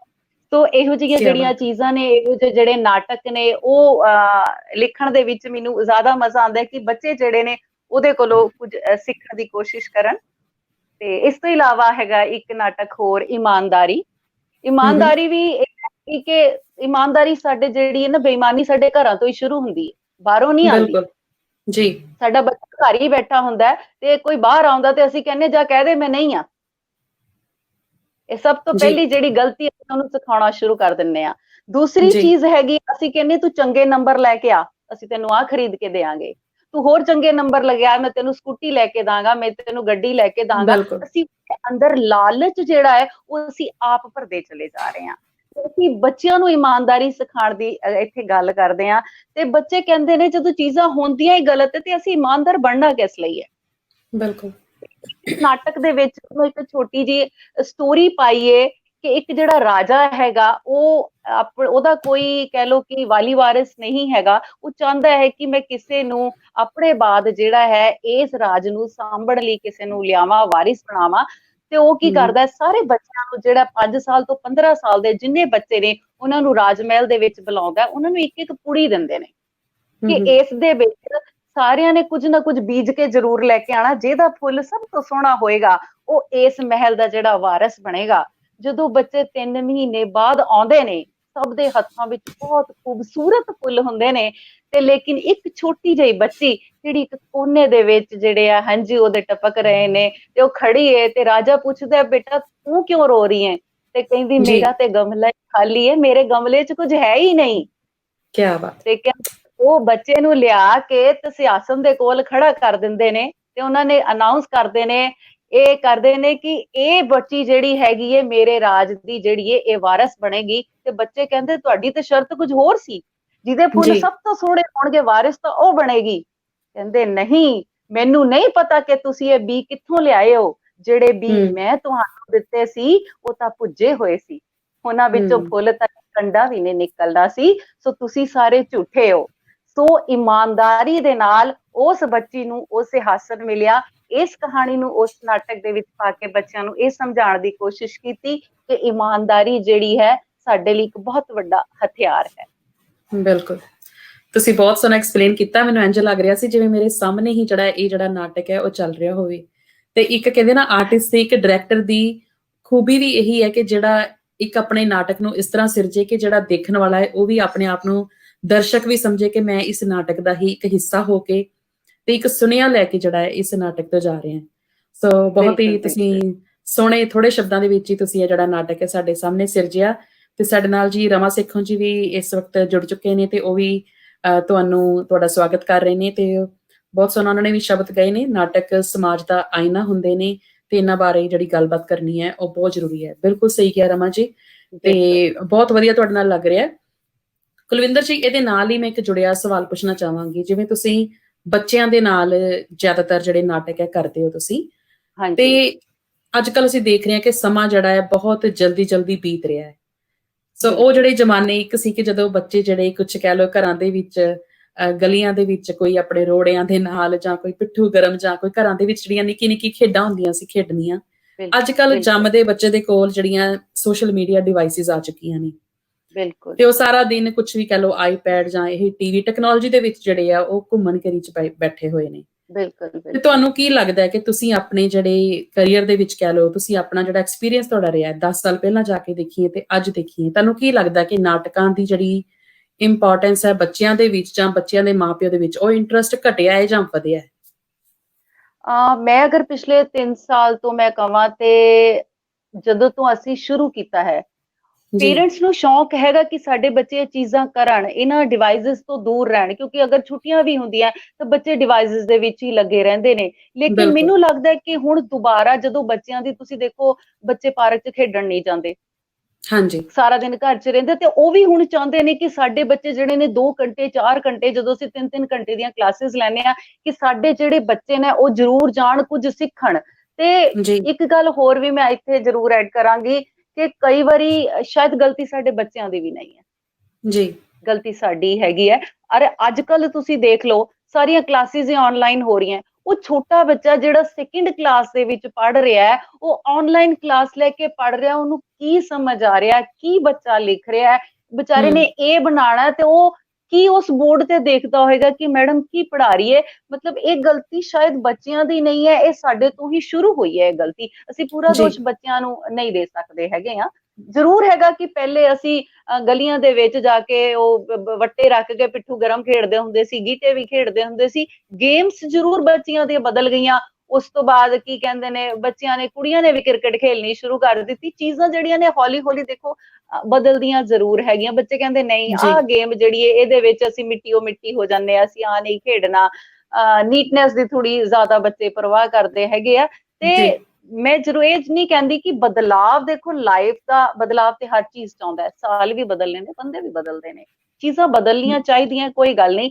ਲੇਕਿਨ ਪੇਰੈਂਟਸ ਨੂੰ ਆਪਣੇ ਬੱਚਿਆਂ ਨੂੰ ਇੱਥੋਂ ਬਾਹਰ ਜ਼ਰੂਰ ਕੱਢਣਾ ਚਾਹੀਦਾ। ਕੁਛ ਨਾ ਕੁਛ ਕਰਿਕੂਲਮ ਜਿਹੜੀਆਂ ਨੇ ਉਹਨਾਂ ਦੇ ਨਾਲ ਐਕਟੀਵਿਟੀਜ਼ ਕਰਦੇ ਰਹੋ ਤੇ ਬੱਚਿਆਂ ਦੇ ਜਿਹੜੇ ਦਿਮਾਗ ਨੇ ਉਹ ਹੋਰ ਡਿਵੈਲਪ ਹੋਣਗੇ। ਬਲਕਿ ਇਸ ਨਾਲੋਂ ਮੈਨੂੰ ਏਦਾਂ ਲੱਗਦਾ ਹੈ ਕਿ ਬਦਲਾਵ ਤੇ ਹੋਏਗਾ ਹੀ ਹੋਏਗਾ। ਦੇਖੋ ਜੋ ਅਸੀਂ ਆਪਣੇ ਚ ਵੀ ਬਦਲਾਵ ਦੇਖਦੇ ਹਾਂ, ਜੋ ਅਸੀਂ 10 ਸਾਲ ਪਹਿਲਾਂ ਸੀਗੇ ਉਹ 10 ਸਾਲ ਅੱਗੇ ਨਹੀਂ ਹੈਗੇ ਆ ਅਸੀਂ। ਉਹ ਜਿਹੜੇ ਹੁਣ ਹੈਗੇ ਆ ਉਹ 10 ਸਾਲ ਬਾਅਦ ਅਸੀਂ ਹੋਰ ਬਦਲ ਚੁੱਕੇ ਹੋਵਾਂਗੇ। ਸ਼ਾਇਦ ਬਿਲਕੁਲ ਹੀ ਕੰਪਿਊਟਰ ਦਾ ਜ਼ਮਾਨਾ ਹੋ ਜਾਣਾ ਹੈ। ਅੱਜ ਮੈਂ ਵੀ ਤੁਹਾਡੇ ਨਾਲ ਗੱਲ ਕਰ ਰਹੀ ਹਾਂ, ਸ਼ਾਇਦ ਤੁਸੀਂ ਕਿੰਨੇ ਹਜ਼ਾਰੋਂ ਕਿਲੋਮੀਟਰ ਦੂਰ ਬੈਠੇ ਹੋ। ਇਸ ਨਵੀਂ ਟੈਕਨੋਲੋਜੀ ਰਾਹੀਂ ਮੈਂ ਤੁਹਾਡੇ ਨਾਲ ਗੱਲ ਕਰ ਰਹੀ ਹਾਂ। ਸ਼ਾਇਦ 10 ਸਾਲ ਪਹਿਲੇ ਤੇ ਇਹਦਾ ਨਾਮੋ ਨਿਸ਼ਾਨ ਵੀ ਨਹੀਂ ਸੀ। ਜੇ ਅਸੀਂ ਇਸ ਟੈਕਨੋਲੋਜੀ ਨੂੰ ਨਾ ਅਪਣਾਉਂਦੇ ਤੇ ਸ਼ਾਇਦ ਮੈਂ ਤੁਹਾਡੇ ਨਾਲ ਗੱਲ ਵੀ ਨਾ ਕਰ ਰਹੀ ਹੁੰਦੀ। ਸੋ ਚੀਜ਼ਾਂ ਜ਼ਰੂਰ ਬਦਲਦੀਆਂ ਨੇ। ਬਿਲਕੁਲ, ਤੁਸੀਂ ਬਈ ਬਿਲਕੁਲ ਸਹੀ ਕਿਹਾ। ਦੇਖੋ ਅਸੀਂ ਅੱਜ ਤੋਂ ਪਹਿਲਾਂ ਕਦੀ ਮਿਲੇ ਵੀ ਨਹੀਂ ਸੀ, ਕਦੀ ਗੱਲ ਵੀ ਨਹੀਂ ਕੀਤੀ ਸੀ, ਪਰ ਟੈਕਨੋਲੋਜੀ ਨੇ ਅੱਜ ਲੱਗ ਰਿਹਾ ਤੁਹਾਡੀ ਗੱਲਾਂ ਸੁਣ ਕੇ ਕਿ ਕਿਵੇਂ ਸਾਡੇ ਜਦੋਂ ਇੰਟਰਸਟ ਜਦੋਂ ਸੇਮ ਆਉਂਦੇ ਨੇ, ਗੱਲਾਂ ਬਾਤਾਂ, ਤੁਸੀਂ ਆਪਣੇ ਨਾਲ ਇੱਕ ਕਾਮਨ ਪਲੇਟਫਾਰਮ ਤੇ ਇੱਕ ਸਾਂਝ ਜਿਹੜੀ ਹੈ ਉਹ ਅਹਿਸਾਸਾਂ ਦੀ ਉਹ ਜਿਹੜੀ ਲੱਗ ਰਹੀ ਹੈ ਤੁਹਾਡੇ ਨਾਲ ਗੱਲ ਕਰਕੇ। ਸੋ ਬਹੁਤ ਸੋਹਣਾ ਕਿਹਾ ਤੁਸੀਂ। ਇੱਕ ਜਿਹੜਾ ਬੈਲੈਂਸ ਹੈ, ਲਾਈਫ ਜਦੋਂ ਚੇਂਜ ਹੁੰਦੀ ਹੈ ਤੇ ਉਹ ਜਿਹੜਾ ਬੈਲੈਂਸ ਮੇਨਟੇਨ ਕਰਨਾ ਕਿ ਅਸੀਂ ਆਪਣੇ ਕਲਚਰ ਨਾਲ, ਆਪਣੇ ਸਾਹਿਤ ਦੇ ਨਾਲ ਵੀ ਜੁੜੇ ਰਹੀਏ ਤੇ ਅਸੀਂ ਟੈਕਨੋਲੋਜੀ ਜਿਹੜੀ ਜੋ ਲੋੜ ਹੈ, ਕਿਉਂਕਿ ਅਸੀਂ ਇਹ ਵੀ ਨਹੀਂ ਕਹਿ ਸਕਦੇ ਕਿ ਅਸੀਂ ਟੈਕਨੋਲੋਜੀ ਨੂੰ ਨਾ ਅਪਣਾਈਏ। ਮੈਂ ਅਗਰ 20 ਸਾਲ ਪਿੱਛੇ ਜਾਂ 15 ਸਾਲ ਪਿੱਛੇ ਚਲੀ ਜਾਵਾਂ ਜਾਂ ਉਸ ਤੋਂ ਵੀ ਪਿੱਛੇ ਚਲੀ ਜਾਵਾਂ ਤੇ ਸਾਡੇ ਜਿਹੜੇ ਫਾਦਰ ਸੀਗੇ, ਸਾਨੂੰ ਰੋਜ਼ ਉਹਨਾਂ ਨੇ 1 ਘੰਟਾ ਰਾਤ ਨੂੰ 9 ਤੋਂ 10 ਵਜੇ ਤੱਕ ਉਹ ਕੀ ਕਹਿੰਦੇ ਨੇ ਆਪਣਾ ਗੁਰੂ ਨਾਨਕ ਸਾਹਿਬ ਜੀ ਦੀ ਸਾਖੀ, ਗੁਰੂ ਨਾਨਕ ਦੇਵ ਜੀ ਦੀ ਉਹਨਾਂ ਕੋਲ ਇੱਕ ਪੂਰੀ ਜੀਵਨੀ ਸੀਗੀ ਔਰ ਗੁਰੂ ਗੋਬਿੰਦ ਸਿੰਘ ਜੀ ਦੀ ਜੀਵਨੀ ਸੀਗੀ। ਉਹਨਾਂ ਨੇ 1 ਸਾਲ ਦੇ ਵਿੱਚ ਗੁਰੂ ਨਾਨਕ ਦੇਵ ਜੀ ਦੀ ਪੂਰੀ ਜੀਵਨੀ ਸਾਨੂੰ ਸੁਣਾਉਂਦੇ ਸੀ। ਜਦੋਂ ਉਹ ਖਤਮ ਹੋ ਜਾਂਦੀ ਸੀ ਤਾਂ ਗੁਰੂ ਗੋਬਿੰਦ ਸਿੰਘ ਜੀ ਦੀ ਸ਼ੁਰੂ ਹੋ ਜਾਂਦੀ ਸੀ। ਕਮ ਸੇ ਕਮ ਅਸੀਂ 15 ਸਾਲ ਇਸ ਚੀਜ਼ ਨੂੰ ਬਾਰ-ਬਾਰ ਰਿਪੀਟ ਹੁੰਦੇ ਸੁਣਿਆ ਹੈ ਔਰ ਉਹ ਚੀਜ਼ਾਂ ਸਾਡੇ ਅੰਦਰ ਬੈਠਦੀਆਂ ਗਈਆਂ। ਲੇਕਿਨ ਅੱਜ ਉਹ ਵਕਤ ਨਹੀਂ ਹੈ।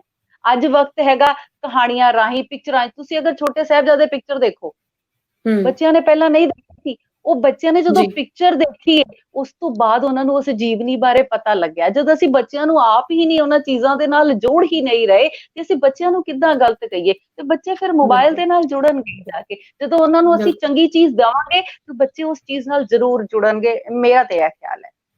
ਬਿਲਕੁਲ ਸਹੀ ਕਿਹਾ। ਕਿਉਂਕਿ ਨਾਲ ਜੁੜਦੀਆਂ ਤੇ ਉਹ 60 ਬੱਚੇ ਪੂਰੀ ਤਰ੍ਹਾਂ ਮੇਰੇ ਨਾਲ ਜੁੜੇ ਹੋਏ ਹੁੰਦੇ ਨੇ ਔਰ ਮੈਂ ਇੱਕ ਡਾਇਲੌਗ ਉਹਨਾਂ ਨੂੰ ਆਪ ਬੋਲ ਕੇ ਲਰਨ ਕਰਾਉਣੀ ਆ। ਉਹਨਾਂ ਨੂੰ ਲਰਨ ਕਰਨ ਲਈ ਸਕ੍ਰਿਪਟ ਨਹੀਂ ਦਿੱਤੀ ਜਾਂਦੀ। ਇੱਕ ਡਾਇਲੌਗ ਅਸੀਂ ਆਪ ਬੋਲਦੇ। ਇੱਕ 5 ਸਾਲ ਦਾ ਵੀ ਛੋਟਾ ਬੱਚਾ ਜਿਹੜਾ ਡਾਇਲੌਗ ਬੋਲ ਨਹੀਂ ਸਕਦਾ, ਉਹਨੂੰ ਵੀ ਅਸੀਂ ਡਾਇਲੌਗ ਦਿੰਦੇ ਹਾਂ। ਉਹ ਦੇਖੋ ਬਾਬਾ ਜੀ ਆ ਗਏ, ਤਾਂ ਉਹ ਬੱਚਾ ਉਹ ਵੀ ਬੜੀ ਖੁਸ਼ੀ ਹੋ ਕੇ ਬੋਲਦਾ ਹੈਗਾ। ਸੋ ਬੱਚੇ ਜਿਹੜੇ ਨੇ ਉਹ ਸਿੱਖਣ ਹਰ ਚੀਜ਼ ਤਿਆਰ ਹੁੰਦੇ ਨੇ, ਸਿਖਾਉਣ ਵਾਲਾ ਚਾਹੀਦਾ।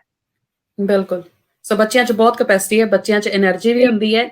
ਸੋ ਮੇਰੇ ਖਿਆਲ 'ਚ ਬੱਚਿਆਂ ਨੂੰ ਅਸੀਂ ਆਪਸ਼ਨਸ ਦੇਣ ਦੀ ਲੋੜ ਹੈ। ਜਦੋਂ ਬੱਚਿਆਂ ਨੂੰ ਪਤਾ ਹੈ ਕਿ ਸਾਡੇ ਲਈ ਆਈਪੈਡ ਜਾਂ ਫੋਨ ਤੋਂ ਇਲਾਵਾ ਕੋਈ ਆਪਸ਼ਨ ਹੀ ਨਹੀਂ ਹੈ ਤੇ ਬੱਚੇ ਵੀ ਕਿੱਧਰ ਜਾਣ। ਬਟ ਜਦੋਂ ਅਸੀਂ ਇਹੋ ਜਿਹੇ ਉਪਰਾਲੇ ਕਰਦੇ ਹਾਂ, ਸੋ ਸਾਡੇ ਮੈਲਬਨ 'ਚ ਵੀ ਅਸੀਂ ਵਡਭਾਗੇ ਹਾਂ ਕਿ ਅਸੀਂ ਬਹੁਤ ਵਧੀਆ ਜਿਹੜੇ ਉਪਰਾਲੇ ਨੇ ਹੋ ਰਹੇ ਨੇ।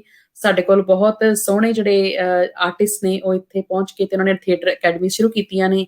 ਸੋ ਉੱਥੇ ਕਲਾਸਿਸ ਵੀ ਬੱਚਿਆਂ ਦੀ ਚੱਲ ਰਹੀਆਂ ਨੇ ਤੇ ਅਸੀਂ ਦੇਖ ਰਹੇ ਹਾਂ ਕਿ ਬੱਚਿਆਂ ਦੇ ਵਿੱਚ ਬਹੁਤ ਵਧੀਆ ਜਿਹੜਾ ਇੰਸਪੀਰੇਸ਼ਨਲ ਜਿਹੜੇ ਮੈਸੇजेस ਲੈ ਕੇ ਤੇ ਪਲੇਸ ਲੈ ਕੇ ਜਿਹੜੇ ਆ ਰਹੇ ਨੇ ਤੇ ਲਰਨ ਵੀ ਕਰ ਰਹੇ ਆ ਤੇ ਦੂਜਿਆਂ ਨੂੰ ਵੀ ਇਨਸਪਾਇਰ ਕਰ ਰਹੇ ਆ। ਸੋ ਆਈ ਥਿੰਕ ਇਹ ਬਹੁਤ ਵਧੀਆ ਜਿਹੜਾ ਅਸੀਂ ਕਹਿ ਸਕਦੇ ਹਾਂ ਜੀ ਉਪਰਾਲਾ ਹੈ।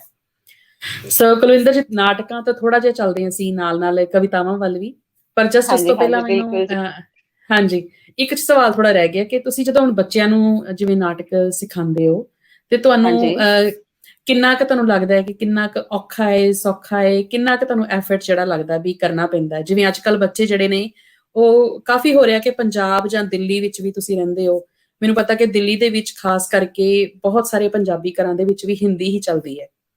ਬਿਲਕੁਲ ਤੇ ਬਿਲਕੁਲ ਪੰਜਾਬ ਦੇ ਵਿੱਚ ਵੀ ਮੈਂ ਪਿੱਛੇ ਹੋ ਕੇ ਆਈ ਹਾਂ ਤੇ ਦੇਖਿਆ ਕਿ ਪੰਜਾਬ ਦੇ ਘਰਾਂ ਦੇ ਵਿੱਚ ਵੀ ਪੰਜਾਬੀ ਤੋਂ ਬਹੁਤ ਜਿਹੜੇ ਬੱਚੇ ਆ ਦੂਰ ਜਾ ਰਹੇ, ਸਕੂਲਾਂ ਦੇ ਵਿੱਚ ਹਿੰਦੀ ਹੀ ਬੋਲੀ ਜਾਂਦੀ ਹੈ। ਸੋ ਬਿਲਕੁਲ। ਬੱਚੇ ਵੀ ਕੀ ਕਰਨ, ਬੱਚੇ ਕਾਫੀ ਇੱਥੇ ਤੱਕ ਕਿ ਕਨਫਿਊਜ਼ ਮੈਂ ਹੋ ਇੱਕ ਰਹੇ ਆ। ਨਾਟਕ ਲਿਖਿਆ ਸੀ ਜੀ, ਸਾਨੂੰ ਆਪਣੀ ਹਾਂਜੀ, ਹੀ ਮਾਂ ਬੋਲੀ ਬੋਲਣ ਲਈ ਜਿਹੜੇ ਹੈਗੇ ਆ ਉਹ ਫਾਈਨ ਦੇਣੇ ਪੈਂਦੇ ਨੇ। ਬਿਲਕੁਲ। ਮੈਂ ਖੁਦ ਐਕਸਪੀਰੀਅੰਸ ਕੀਤਾ ਹੋਇਆ ਜੀ, ਮਤਲਬ ਕਿੰਨੀ ਬਹੁਤ ਆ ਪੁਰਾਣੀ ਗੱਲ ਚੁੱਕੀ ਹੈ ਹੈ। ਕਿ ਅਸੀਂ ਆਪਣੀ ਮਾਂ ਬੋਲੀ ਬੋਲਣ ਲਈ ਵੀ ਅਸੀਂ ਹਾਂਜੀ, ਜਿਹੜੇ ਹੈਗੇ ਆ ਉਹ ਕੀ ਫਾਈਨ ਕਹਿੰਦੇ ਆ, ਅਸੀਂ ਜੁਰਮਾਨਾ fine ਦੇਣਾ ਦੇਣੇ ਪੈਂਦਾ ਹੈ। ਸੋ ਬਿਲਕੁਲ। ਇਹਦੇ ਤੇ ਮੈਂ ਚੰਦ ਲਾਈਨਾਂ ਲਿਖੀਆਂ ਨੇ। ਸਭ ਤੋਂ ਪਹਿਲਾਂ ਮੈਂ ਜੀ, ਆਪਣੀ ਜੀ, ਮਾਂ ਬੋਲੀ ਜ਼ਰੂਰ। ਚੰਦ ਲਾਈਨਾਂ ਤੁਹਾਨੂੰ ਸੁਣਾਵਾਂਗੀ ਜੀ, ਕਿ ਊੜਾ ਐੜਾ ਈੜੀ ਸੱਸਾ ਹਾਹਾ ਪਿਆ ਅਜ ਰੋਵੇ, ਊੜਾ ਐੜਾ ਈੜੀ ਸੱਸਾ ਹਾਹਾ ਪਿਆ ਅਜ ਰੋਵੇ, ਭਾਸ਼ਾ ਦੀ ਇਸ ਬੇਕਦਰੀ ਵਿੱਚ ਕੱਲਾ ਪਿਆ ਖੜੋਵੇ, ਕੋਈ ਨਾ ਚੁੱਕੇ ਗੱਲ ਨਾ ਲਾਵੇ, ਦਰਦ ਪਿਆ ਅਜ ਹੋਵੇ, ਊੜਾ ਐੜਾ ਈੜੀ ਸੱਸਾ ਹਾਹਾ ਪਿਆ ਅਜ ਰੋਵੇ, ਅੰਗਰੇਜ਼ੀ ਦੀ ਜੈ ਜੈ ਹੋਵੇ, ਹਿੰਦੀ ਮਾਸੀ ਡੁਸਕੇ, ਮਾਂ ਮੇਰੀ ਵਿੱਚ ਪਈ ਹਨੇਰੇ, ਕੋਈ ਨਾ ਆਣ ਕੇ ਪੁੱਛੇ, ਡਿੱਗਦੀ ਢਹਿੰਦੀ ਇਸ ਭਾਸ਼ਾ ਨੂੰ ਕੌਣ ਆਣ ਫਿਰ ਚੁੱਕੇ, ਹੱਥ ਜੋੜਦੀ ਹੈ ਕੁਲਵਿੰਦਰ, ਭਾਸ਼ਾ ਦਾ ਸਤਿਕਾਰ ਕਰੋ, ਜਿਸਨੇ ਦਿੱਤੀਆਂ ਲੋਰੀਆਂ ਰੱਜ ਕੇ, ਨਾ ਉਸ ਨੂੰ ਘਰ ਤੋਂ ਬਾਹਰ ਕਰੋ, ਨਾ ਉਸ ਨੂੰ ਘਰ ਤੋਂ ਬਾਹਰ ਕਰੋ। ਕਿਆ ਬਾਤ ਹੈ ਜੀ। ਬਹੁਤ ਹੀ ਮਤਲਬ ਦਿਲ ਨੂੰ ਟੁੰਬਣ ਵਾਲੀ ਜਿਹੜੀ ਤੁਸੀਂ ਸਤਰਾਂ ਨੇ ਉਹ ਸੁਣਾਈਆਂ ਨੇ, ਬਹੁਤ ਹੀ ਕਮਾਲ। ਸਾਡੇ ਨਾਲ ਕਿਰਨ ਮੈਲਬਨ ਤੋਂ ਜੁੜੇ ਹੋਏ ਨੇ ਤੇ ਉਹ ਵੀ ਤੁਹਾਨੂੰ ਇਸ ਕਵਿਤਾ ਨੂੰ ਬਹੁਤ ਕਮਾਲ ਦੀ ਲਿਖਤ ਕਹਿ ਰਹੇ ਨੇ। ਸੋ ਧੰਨਵਾਦ ਜੀ। ਬੜੀ ਸੱਚਾਈ ਹੈ ਜੀ, ਕੌੜਾ ਸੱਚ ਵੀ ਹੈ ਤੇ ਬਹੁਤ ਜਿਹੜਾ ਇਹ ਦਿਲ ਨੂੰ ਜਿਹੜਾ ਜਿਨ੍ਹਾਂ ਨੇ ਇਹ ਜਿਹੜਾ ਪਿਆਰ ਬੋਲੀ ਨਾਲ ਸਮਝਿਆ ਹੋਇਆ ਹੈ ਉਹਨਾਂ ਨੂੰ ਇਹ ਅਹਿਸਾਸ ਜ਼ਰੂਰ ਹੁੰਦਾ ਹੈ। ਸੋ ਜਿਸ ਤਰ੍ਹਾਂ ਅਸੀਂ ਇਹਦੇ ਬਾਰੇ ਗੱਲ ਕਰ ਰਹੇ ਹਾਂ ਤੇ ਤੁਹਾਨੂੰ ਜਿਹੜਾ ਜਦੋਂ ਨਾਟਕ ਤੁਸੀਂ ਡਾਇਰੈਕਟ ਕਰਦੇ ਹੋ, ਤੁਹਾਨੂੰ ਕਿੰਨਾ ਕੁ ਹਾਂਜੀ ਔਖਾ ਲੱਗਦਾ ਹੈ ਕਿ ਜੇ ਬੱਚੇ ਆਪਣੀ ਬੋਲੀ ਨਾਲ ਨਾ ਜੁੜੇ ਹੋਣ ਤੇ ਉਹ ਨਾਟਕ ਦੇ ਵਿੱਚ ਪੰਜਾਬੀ ਬੁਲਵਾਉਣੀ, ਉਹ ਕਿਵੇਂ ਤੁਹਾਨੂੰ ਕੋਈ ਪ੍ਰੋਬਲਮ ਜਿਹੜੀਆਂ ਤੁਸੀਂ ਫੇਸ ਕੀਤੀਆਂ ਹੋਣ ਉਹ ਜੇ ਤੁਸੀਂ ਸਾਡੇ ਨਾਲ ਸਾਂਝੀਆਂ ਕਰੋ। ਐਜ਼ ਅ ਡਾਇਰੈਕਟਰ ਮੈਨੂੰ ਕੋਈ ਪ੍ਰੋਬਲਮ ਨਹੀਂ ਆਉਂਦੀ, ਕਿਉਂਕਿ ਮੈਂ ਤੇ ਅੱਛਾ ਜੀ, ਮਦਰਾਸੀਆਂ ਕੋਲੋਂ ਵੀ ਪੰਜਾਬੀ ਬੁਲਵਾ ਲਈਏ। ਕਿਆ ਬਾਤ ਹੈ ਜੀ। ਮੈਂ ਹਰਿਆਣਵੀ ਹੋਏ, ਮੈਂ ਉਹਨਾਂ ਤੋਂ ਵੀ ਪੰਜਾਬੀ ਬੁਲਾ ਲਈਏ। ਤੁਸੀਂ ਮੰਨੋ, ਮੈਂ ਵੈਂਕਟੇਸ਼ਵਰ ਇੰਟਰਨੈਸ਼ਨਲ ਸਕੂਲ ਦੇ ਵਿੱਚ ਦਵਾਰਕਾ 10 ਸੈਕਟਰ ਵਿੱਚ ਹੈਗਾ, ਉੱਥੇ ਹਾਂਜੀ, ਇੱਕ ਵੀ ਬੱਚਾ ਜਿਹੜਾ ਮੈਨੂੰ ਕੋਲ ਪੰਜਾਬੀ ਦਾ ਨਹੀਂ ਸੀ। ਔਰ ਮੈਂ ਉੱਥੇ ਜਦੋਂ ਨਾਟਕ ਕਰਨ ਗਈ ਸੀ, ਸੋ ਕਿਉਂ ਮੰਦਾ ਆਖੀਏ ਜਿਤ ਜੰਮੇ ਰਾਜਾਨ, ਔਰ ਟੌਪਿਕ ਵੀ ਮੇਰਾ ਇਹੋ ਜਿਹਾ ਸੀ। ਔਰ ਉੱਥੇ ਮੈਂ ਮੰਨੋਗੇ ਨਾਟਕ ਦੀ ਸ਼ੁਰੂਆਤ ਇੱਕ ਪ੍ਰਭਾਤ ਫੇਰੀ ਤੋਂ ਕੀਤੀ ਸੀ, ਭੰਡ ਜੰਮੀਏ ਭੰਡ ਨਿੰਮੀਏ ਤੋਂ। ਢੋਲਕੀ ਵਾਹ ਜੀ, ਵਜਾਈ, ਛੈਣੇ ਵਜਾਏ, ਪੂਰੇ ਪ੍ਰਭਾਤ ਫੇਰੀ ਜਿਹੜੀ ਸੀ ਉਹ ਔਡੀ ਦੇ ਵਿੱਚੋਂ ਸਟੇਜ ਤੱਕ ਗਈ ਇਸ ਸ਼ਬਦ ਨੂੰ ਲਿਜਾਂਦੇ ਹੋਏ। ਸੋ ਮੁਸ਼ਕਲ ਨਹੀਂ ਆਂਦੀ ਜੇ ਤੁਸੀਂ ਥਾਂ ਲਓ ਕਰਨੀ, ਤਾਂ ਤੁਸੀਂ ਕਹਿੰਦੇ ਨਾ ਹਰ ਬੱਚੇ ਨੂੰ, ਬੱਚੇ ਸੁਣ ਸੁਣ ਕੇ ਸਭ ਕਰ ਜਾਂਦੇ ਨੇ। ਬਸ਼ਰਤੇ ਮੈਂ ਇੱਕ ਗੱਲ ਜ਼ਰੂਰ ਕਹਿਣੀ ਚਾਹਾਂਗੀ, ਜੋ ਵੀ ਮੇਰੀ ਗੱਲ ਸੁਣ ਰਹੇ ਹੋਣਗੇ, ਕਿ ਬੱਚਿਆਂ ਨੂੰ ਕਦੀ ਸਕ੍ਰਿਪਟ ਨਹੀਂ ਦੇਣਾ। ਇੱਕ ਇੱਕ ਠੀਕ ਹੈ ਜੀ, ਡਾਇਲੌਗ ਤੁਸੀਂ ਉਹਨਾਂ ਨੂੰ ਆਪ ਬੋਲ ਕੇ ਸੁਣਾਓ ਤੇ ਬੱਚੇ ਉਸ ਚੀਜ਼ ਨੂੰ ਪਕੜ ਜਾਂਦੇ ਨੇ। ਜਦੋਂ ਤੁਸੀਂ ਸ਼ਬਦ ਦਾ weight ਕਿੱਥੇ ਪੈਣਾ, ਉਹਨੂੰ ਲਾਈਟ ਕਿੱਥੇ ਕਰਨਾ, ਉਹਨੂੰ ਹੈਵੀ ਕਿੱਥੇ ਕਰਨਾ, ਜਦੋਂ ਤੁਸੀਂ ਇਸ ਤਰੀਕੇ ਦਾ ਨਾ ਬੱਚੇ ਨੂੰ ਡਾਇਲੌਗ ਬੋਲਣ ਲਈ ਕਹੋਗੇ ਨਾ, ਬੱਚੇ ਨੇ ਆਪਣੇ ਆਪ ਕਰ ਜਾਣਾ। ਉਹਨੂੰ ਕਦੀ ਵੀ ਸਕ੍ਰਿਪਟ ਨਹੀਂ ਪਕੜਾਣੀ। ਹੁਣ ਤੁਸੀਂ ਅਗਰ ਇੱਕ ਬੱਚੇ ਨੂੰ ਚੱਲਣਾ ਸਿਖਾ ਰਿਹਾ, ਜਿੱਦਾਂ ਉਹ ਦੇਖ ਜੀ, ਰਿਹਾ ਇੱਥੇ ਹਨੇਰਾ ਹੋ ਰਿਹਾ, ਜਾਣਾ ਕਿਵੇਂ ਹੈ, ਜੇ ਤੁਸੀਂ ਇਹ ਚੀਜ਼ ਉਸ ਬੱਚੇ ਨੂੰ ਕਰ ਕਰਕੇ ਐਕਸਪ੍ਰੈਸ਼ਨ ਦੇ ਨਾਲ ਦੱਸੋਗੇ ਨਹੀਂ, ਉਹਦੇ ਨਾਲ ਨਾਲ ਤੂੰ ਡਾਇਲੌਗ ਕਿੱਦਾਂ ਬੋਲਣਾ ਹੈਗਾ। ਜਿੱਦਾਂ ਉਹ ਪੋਟਲੀ ਨੀਚੇ ਰੱਖ ਕੇ ਉਹਦੇ ਵਿੱਚ ਬੱਚਾ ਹੈਗਾ ਸੀਗਾ, ਮੇਰਾ ਕਸੂਰ ਨਹੀਂ, ਮੇਰਾ ਕਸੂਰ ਨਹੀਂ, ਜੇ ਤੁਸੀਂ ਉਸਨੂੰ ਐਕਸਪ੍ਰੈਸ਼ਨ ਹੀ ਨਹੀਂ ਦਿੱਤੇ ਤਾਂ ਉਹਦਾ ਕੀ ਫਾਇਦਾ, ਹੈ ਨਾ। ਸੋ ਮੁਸ਼ਕਲ ਕੋਈ ਨਹੀਂ ਆਉਂਦੀ, ਤੁਸੀਂ ਕਿਸੇ ਵੀ ਬੱਚੇ ਨੂੰ ਜਿਹੜੀ ਹੈਗੀ ਹੈ, ਜਦੋਂ ਤੁਸੀਂ ਆਪ ਬੋਲ ਕੇ ਸਮਝਾਓਗੇ, ਬੱਚੇ ਸਾਰੇ ਕਰ ਜਾਂਦੇ ਨੇ। ਔਰ ਮੈਨੂੰ ਅੱਜ ਤੱਕ 4 ਸਾਲਾਂ ਦੇ ਵਿੱਚ ਕਦੀ ਮੁਸ਼ਕਲ ਨਹੀਂ ਆਈ। ਬਹੁਤ ਵਧੀਆ ਜੀ। ਮੈਨੂੰ ਤੇ ਸੁਣ ਕੇ ਹੀ ਬੜਾ ਮਤਲਬ ਦਿਲ ਕਹਿ ਰਹੇ ਨਾ ਕਿ ਵਧੀਆ ਲੱਗ ਰਿਹਾ ਹੈ ਕਿ ਇਸ ਤਰ੍ਹਾਂ ਬੱਚਿਆਂ ਨੂੰ ਜਿਹੜਾ ਜਦੋਂ ਅਸੀਂ ਸਾਂਝ ਕਰਦੇ ਹਾਂ ਗੱਲਾਂ ਦੀ, ਕਿ ਕਿਹੜੀਆਂ ਕਿਹੜੀਆਂ ਟਿਪਸ ਵੀ ਕਹਿ ਲਓ ਭਾਵੇਂ ਤੁਸੀਂ, ਵੀ ਕਿੰਨਾ ਵਧੀਆ ਤਰੀਕਾ ਤੁਸੀਂ ਦੱਸਿਆ ਹੈ ਕਿ ਬੱਚਿਆਂ ਨੂੰ ਸਕ੍ਰਿਪਟ ਨਹੀਂ ਦੇਣੀ ਹੈਗੀ। ਸੋ ਮੇਰੇ ਖਿਆਲ 'ਚ ਜਿਹੜੇ ਚੀਜ਼ ਨੂੰ ਰਟਣਗੇ, ਅਸੀਂ ਰਟਵਾਣਾ ਹਾਂਜੀ, ਨਹੀਂ ਹੈ। ਹਾਂਜੀ, ਰਟਣਗੇ ਤਾਂ ਉਹ ਜਿਹੜਾ ਹੈ ਮਤਲਬ ਉਸ ਚੀਜ਼ ਦੀ ਗਹਿਰਾਈ ਤੁਹਾਡੇ ਸਾਹਮਣੇ ਆ ਨਹੀਂ ਸਕੇਗੀ। ਹਾਂਜੀ। ਮੇਰੇ ਖਿਆਲ 'ਚ ਸੋ ਜੇ ਅਸੀਂ ਆਮ ਜ਼ਿੰਦਗੀ ਦੇ ਵਿੱਚ ਵੀ ਇਹ ਤਰੀਕਾ ਜਿਹੜਾ ਸਾਨੂੰ ਸ਼ਾਇਦ ਬੱਚਿਆਂ ਨਾਲ ਅਪਣਾਉਣਾ ਚਾਹੀਦਾ ਹੈ। ਕੁਛ ਜੇ ਅਸੀਂ ਕੁਛ ਚਾਹੁੰਦੇ ਹਾਂ ਕਿ ਕੁਛ ਕਰਨ, ਤੇ ਸਾਨੂੰ ਉਹ ਕਰਕੇ ਨਾਲ ਦਿਖਾਉਣਾ ਵੀ ਚਾਹੀਦਾ ਹੈ, ਤੇ ਤਾਂ ਤੁਹਾਨੂੰ ਕਿ ਮੈਂ ਬੱਚੇ ਆਪਣਾ ਦੇਖ ਇੱਕ, ਕੇ ਆਦਤਾਂ। ਹਾਂਜੀ, ਮੈਂ ਆਪਣੇ ਇੱਕ ਟ੍ਰਿਪ ਜ਼ਰੂਰ ਦੱਸਦੀ ਹਾਂ। ਜਦੋਂ ਹਾਂਜੀ, ਮੈਂ ਨਾਟਕ ਕਰਦੀ ਹੈਗੀ ਆ, ਜਾਂ ਮੈਂ ਰੋਂਗ ਨੰਬਰ ਕੀਤਾ, ਜਾਂ ਮੈਂ ਵਿਜੇ ਸਿੰਘ ਨਾਟਕ ਕਰ ਰਹੀ ਸੀ, ਮੈਂ ਕੀ ਜੀ, ਕਰਦੀ ਹਾਂ, ਆਪਣੀ ਪੂਰੀ ਜਿਹੜੀ ਮੇਰੀ ਸਕ੍ਰਿਪਟ ਹੁੰਦੀ ਹੈ, ਮੰਨ ਲਓ ਮੇਰੇ ਕੋਲ ਉਹਦੇ ਵਿੱਚ 5 ਸੀਨ ਨੇ, ਤੇ ਮੈਂ ਇੱਕ ਹਾਂਜੀ ਇੱਕ ਸੀਨ ਨੂੰ ਆਪਣੀ ਹੀ ਵੌਇਸ ਦੇ ਵਿੱਚ ਉਤਾਰ ਚੜਾਵ ਦੇ ਨਾਲ ਪੂਰਾ ਰਿਕਾਰਡ ਕਰ ਲੈਂਦੀ ਹਾਂ। ਉਹਨੂੰ ਹਮ ਰਿਕਾਰਡ ਕਰਨ ਤੋਂ ਬਾਅਦ ਭਾਵੇਂ ਮੈਂ ਕਿਚਨ 'ਚ ਹੈਗੀ ਹਾਂ, ਭਾਵੇਂ ਮੈਂ ਬਾਹਰ ਕੰਮ ਕਰ ਰਹੀ ਹਾਂ, ਭਾਵੇਂ ਮੈਂ ਮੈਟਰੋ 'ਚ ਜਾ ਰਹੀ ਹਾਂ, ਮੈਂ ਉਸ ਚੀਜ਼ਾਂ ਨੂੰ ਸੁਣਦੀ ਰਹਿੰਦੀ ਹਾਂ।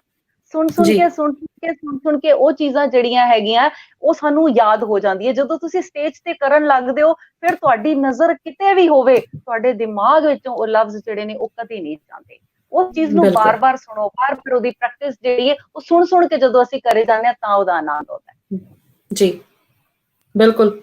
ਅਸੀਂ ਆਪਣੀ ਜ਼ਿੰਦਗੀ ਦੇ ਵਿੱਚ ਦੇਖਦੇ ਹਾਂ ਕਿ ਬਾਰ-ਬਾਰ ਕੋਈ ਕੰਮ ਕਰਨ ਦੇ ਨਾਲ ਜਿਹੜਾ ਹੈ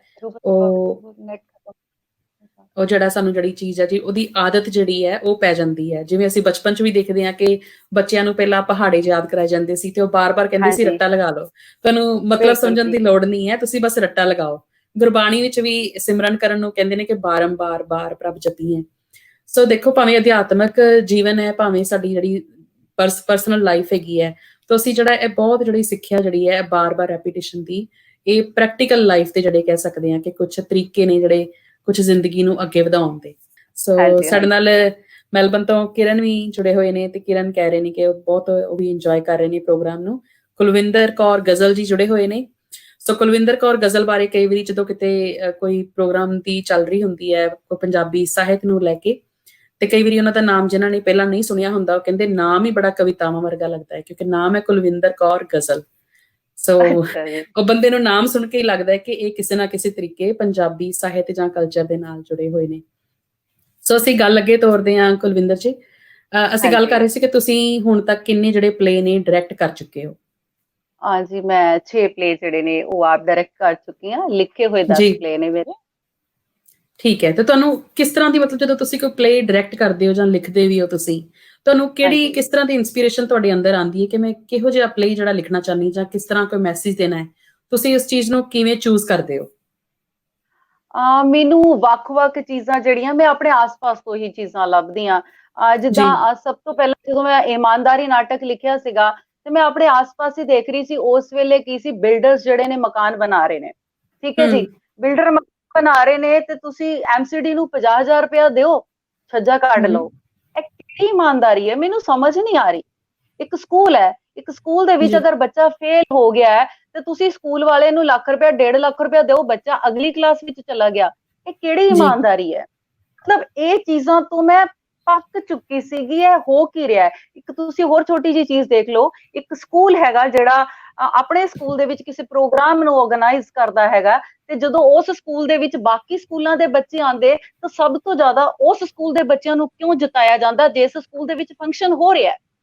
ਸੋ ਇਹ ਬਿਲਕੁਲ ਚੀਜ਼ਾਂ ਜਿਹੜੀਆਂ ਮੇਰੇ ਦਿਮਾਗ ਦੇ ਵਿੱਚ ਬੈਠ ਗਈਆਂ ਸੀ, ਤਦ ਮੈਂ ਉਹ ਨਾਟਕ ਜਿਹੜਾ ਸੀ ਇਮਾਨਦਾਰੀ ਲਿਖਣਾ ਸ਼ੁਰੂ ਕੀਤਾ ਸੀਗਾ ਕਿ ਇਹ ਤੇ ਮਤਲਬ ਬਹੁਤ ਜ਼ਿਆਦਾ ਹੋ ਗਿਆ ਕਿ ਨਹੀਂ, ਇਸ ਨਾਟਕ ਰਾਹੀਂ ਜਿਹੜਾ ਹੈਗਾ ਲੋਕਾਂ ਨੂੰ ਜਾਗਰਿਤ ਕਰਨ ਦੀ ਲੋੜ ਹੈ, ਬੱਚਿਆਂ ਨੂੰ ਸਮਝਾਉਣ ਦੀ ਲੋੜ ਹੈਗੀ ਹੈ। ਸੋ ਤਾਂ ਮੈਂ ਇਹ ਬੱਚਿਆਂ ਲਈ ਨਾਟਕ ਲਿਖਿਆ ਸੀ। ਰੋਂਦੀ ਧਰਤੀ ਤਾਂ ਲਿਖਿਆ ਸੀਗਾ ਕਿਉਂਕਿ ਮੈਂ ਆਸ-ਪਾਸ ਦੇਖ ਰਹੀ ਸੀ ਕਿੰਨਾ ਬੁਰਾ ਹਾਲ ਹੈ। ਤੁਸੀਂ ਪੋਲਿਊਸ਼ਨ, ਜਦੋਂ ਦੀਵਾਲੀ ਹੁੰਦੀ ਹੈ ਦਿੱਲੀ ਦਾ ਪੋਲਿਊਸ਼ਨ ਜਿਹੜਾ ਹੈਗਾ ਉਹ ਸਭ ਤੋਂ ਹਾਈ ਹੋ ਜਾਂਦਾ ਹੈ। ਉਸ ਚੀਜ਼ ਨੂੰ ਮੈਂ ਲਿਖਣ ਦੀ ਕੋਸ਼ਿਸ਼ ਕੀਤੀ। ਸਾਡਾ ਪਾਣੀ ਜਿਹੜਾ ਹੈ ਉਹ ਗੰਦਾ ਆ ਚੁੱਕਾ ਹੈਗਾ, ਇੰਨਾ ਜੀ ਗੰਦਾ ਪਾਣੀ ਆਉਂਦਾ ਹੈ ਕਿ ਤੁਸੀਂ ਉਸਨੂੰ ਪੀ ਨਹੀਂ ਸਕਦੇ। ਇਸ ਲਈ ਉਹ ਧਰਤੀ ਕਿਸ ਤਰੀਕੇ ਦੇ ਨਾਲ ਰੋਂਦੀ ਹੈਗੀ ਹੈ, ਉਸ ਚੀਜ਼ ਨੂੰ ਮੈਂ ਜਦੋਂ ਦਿਮਾਗ ਵਿੱਚ ਲੈ ਕੇ ਆਈ ਤਾਂ ਮੈਂ ਉਹ ਨਾਟਕ ਲਿਖਣ ਦੀ ਕੋਸ਼ਿਸ਼ ਕੀਤੀ।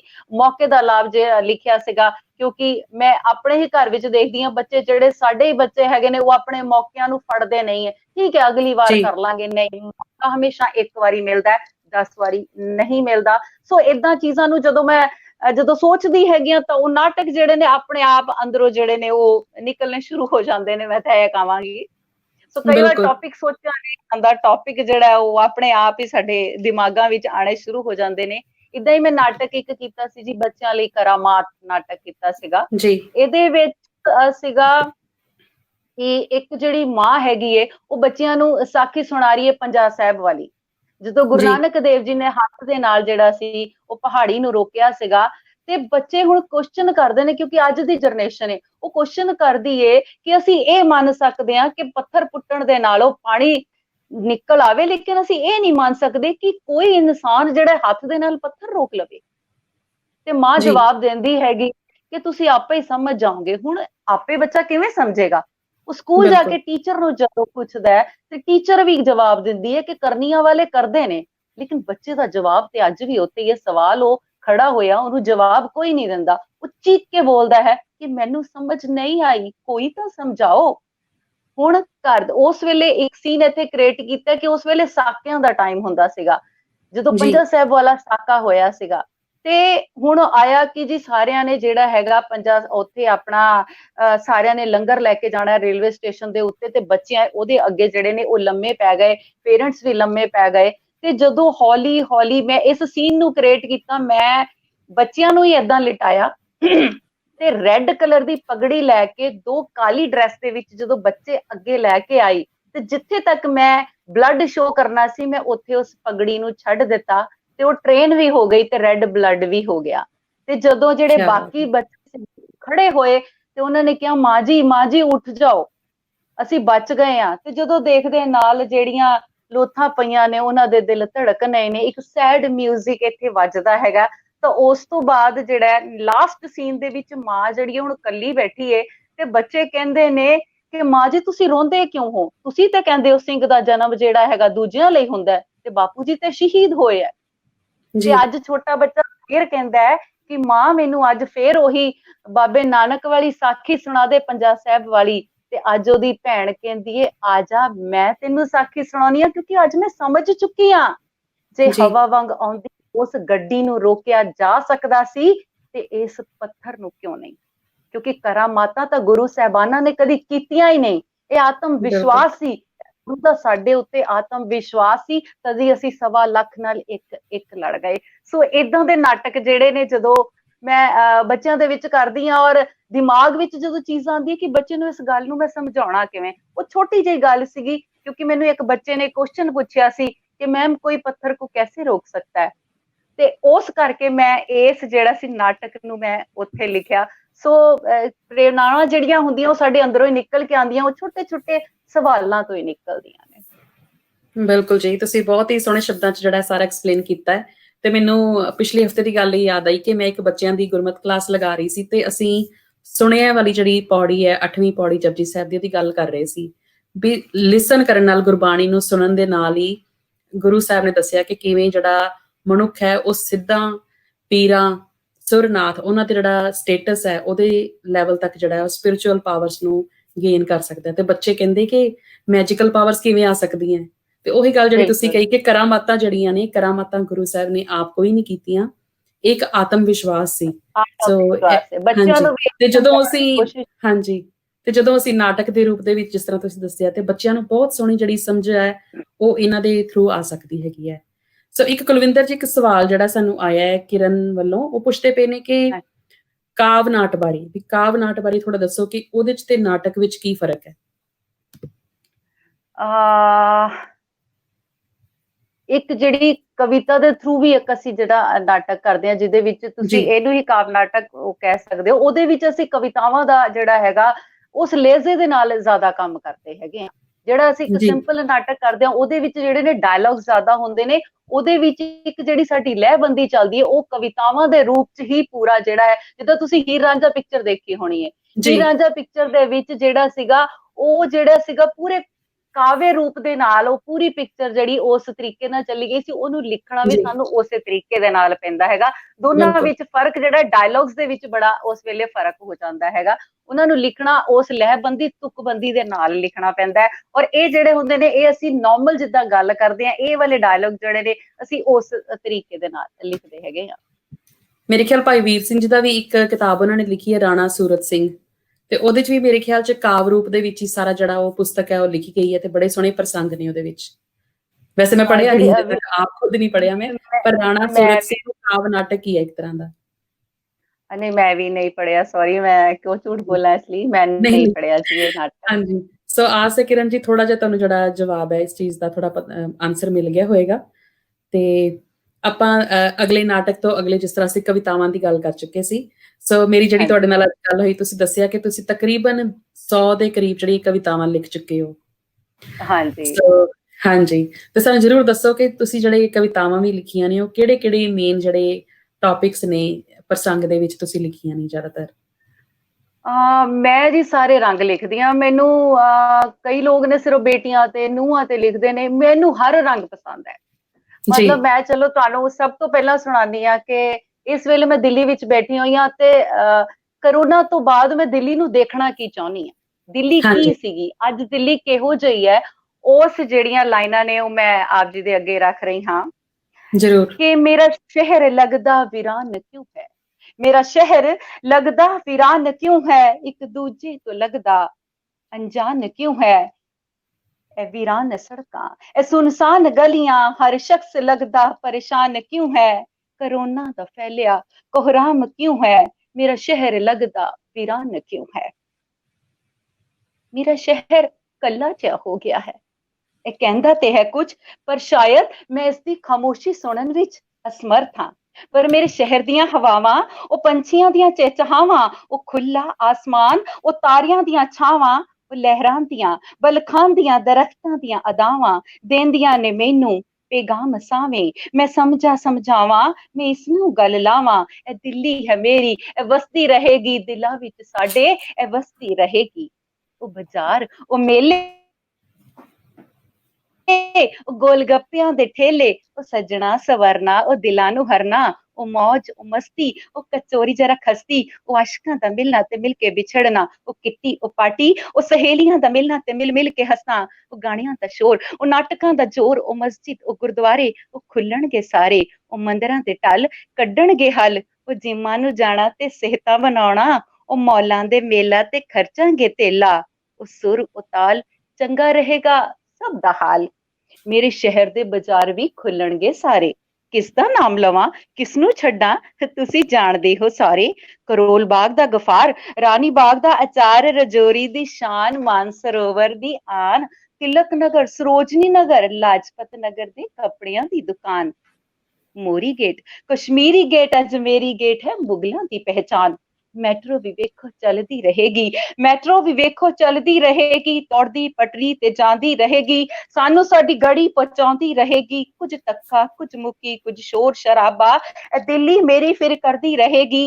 ਈਦ ਦੀਆਂ ਸਵਈਆਂ ਬਣਾਉਂਦੀ ਰਹੇਗੀ, ਗੁਰੂ ਘਰ ਸਿਰ ਨਿਵਾਉਂਦੀ ਰਹੇਗੀ, ਰਾਮ ਦੀ ਲੀਲਾ ਵੀ ਕਰਦੀ ਰਹੇਗੀ, ਦੀਵਾਲੀ ਦੇ ਦੀਵੇ ਜਗਾਉਂਦੀ ਰਹੇਗੀ, ਮਿੱਤਰਾਂ ਸੰਬੰਧੀਆਂ ਦੇ ਘਰਾਂ ਜਾਂਦੀ ਰਹੇਗੀ, ਕ੍ਰਿਸਮਸ ਦਾ ਸੈਂਟਾ ਬਣਾਉਂਦੀ ਰਹੇਗੀ। ਇਹ ਧਰਮਾਂ, ਇਹ ਮਜ਼ਹਬਾਂ ਦੇ ਝਗੜਿਆਂ ਨੂੰ ਛੱਡ, ਇਹ ਪਿਆਰ ਦਾ ਮੰਤਰ ਪੜਾਉਂਦੀ ਰਹੇਗੀ। ਮੇਰੇ ਹੀ ਮੇਰੇ ਦੇ ਫਲਸਫੇ ਨੂੰ ਛੱਡ, ਇਹ ਤੇਰਾ ਹੀ ਤੇਰਾ ਇਹ ਕਰਦੀ ਰਹੇਗੀ। ਇਹ ਅੱਜ ਦੇ ਬੱਚੇ ਜੋ ਕੱਲ ਦਾ ਹੈ ਚਾਨਣ, ਇਹ ਅੱਜ ਦੇ ਬੱਚੇ ਜੋ ਕੱਲ ਦਾ ਹੈ ਚਾਨਣ, ਸਕੂਲਾਂ 'ਚ ਜਾ ਇਹ ਪੜ੍ਹਦੇ ਰਹਿਣਗੇ। ਉਹ ਕੈਂਪਸ ਦੀ ਮਸਤੀ, ਉਹ ਗਿੱਧੇ, ਉਹ ਗਾਣੇ, ਉਹ ਹੱਸਣੇ ਹਸਾਉਣੇ, ਇਹ ਕਰਦੀ ਰਹੇਗੀ ਮੇਰੀ ਦਿੱਲੀ ਹਮੇਸ਼ਾ ਹੀ ਹੱਸਦੀ ਰਹੇਗੀ। ਸੜਕਾਂ ਦੇ ਕਾਨੂੰਨ ਮੰਨਦੀ ਰਹੇਗੀ, ਪ੍ਰਕਿਰਤੀ ਨੂੰ ਪਿਆਰ ਇਹ ਕਰਦੀ ਰਹੇਗੀ, ਤਿਰੰਗਾ ਵੀ ਉੱਚਾ ਇਹ ਕਰਦੀ ਰਹੇਗੀ। ਮੇਰੀ ਦਿੱਲੀ ਹਮੇਸ਼ਾ ਹੀ ਹੱਸਦੀ ਹਸਾਉਂਦੀ ਰਹੇਗੀ। ਇਹ ਸ਼ਾਇਰਾਂ ਦੀ ਦਿੱਲੀ, ਇਹ ਸ਼ਾਇਰਾਂ ਦੀ ਦਿੱਲੀ, ਕੁਮਾਰਾਂ ਦੀ ਦਿੱਲੀ, ਇਹ ਗਾਲਿਬ ਦੀ ਦਿੱਲੀ, ਸਰਕਾਰਾਂ ਦੀ ਦਿੱਲੀ, ਇਹ ਵਿਚਾਰਾਂ ਦੀ ਦਿੱਲੀ, ਹਜ਼ਾਰਾਂ ਦੀ ਦਿੱਲੀ, ਹਿੰਦੁਸਤਾਨ ਦਾ ਦਿਲ ਹੈ ਦਿੱਲੀ।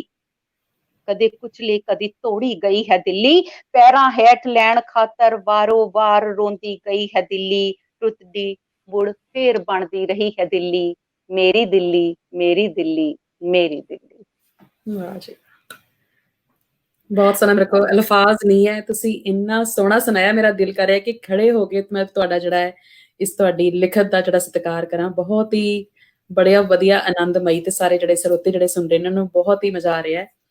ਤੇ ਤੁਸੀਂ ਇੰਨਾ ਸੋਹਣਾ ਲਿਖਿਆ, ਮੇਰਾ ਦਿਲ ਕਰ ਰਿਹਾ ਕਿ ਜਿਹੜੇ ਸਾਡੇ ਸਰੋਤੇ ਇਸ ਵਕਤ ਸੁਣ ਰਹੇ ਨੇ ਤੇ ਜਿਹੜੇ ਕਲਮ ਦੇ ਧਨੀ ਨੇ, ਜਿਨ੍ਹਾਂ ਨੂੰ ਕਵਿਤਾਵਾਂ ਲਿਖਣ ਦਾ ਸ਼ੌਂਕ ਹੈ, ਤੁਸੀਂ ਆਪਣੇ ਸ਼ਹਿਰ ਬਾਰੇ ਵੀ ਜ਼ਰੂਰ ਜਿਹੜਾ ਇਸ ਤਰ੍ਹਾਂ ਦਾ ਕੁਛ ਜ਼ਰੂਰ ਲਿਖਿਓ।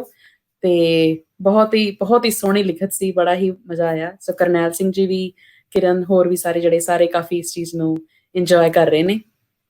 ਸੋ ਕਰੋਨਾ ਵਾਸਤੇ ਹਾਂਜੀ ਬਿਲਕੁਲ, ਮੈਂ ਇੱਕ ਪੰਜਾਬ ਦੀ ਕਵਿਤਾ ਸੁਣਾਨੀ ਹੈ ਜੀ। ਇਹ ਕਹਿ ਲਓ ਕਿ 84 ਤੋਂ ਇਹ ਕਵਿਤਾ ਮੇਰੇ ਨਾਲ ਹੈਗੀ ਹੈ। ਬਿਲਕੁਲ।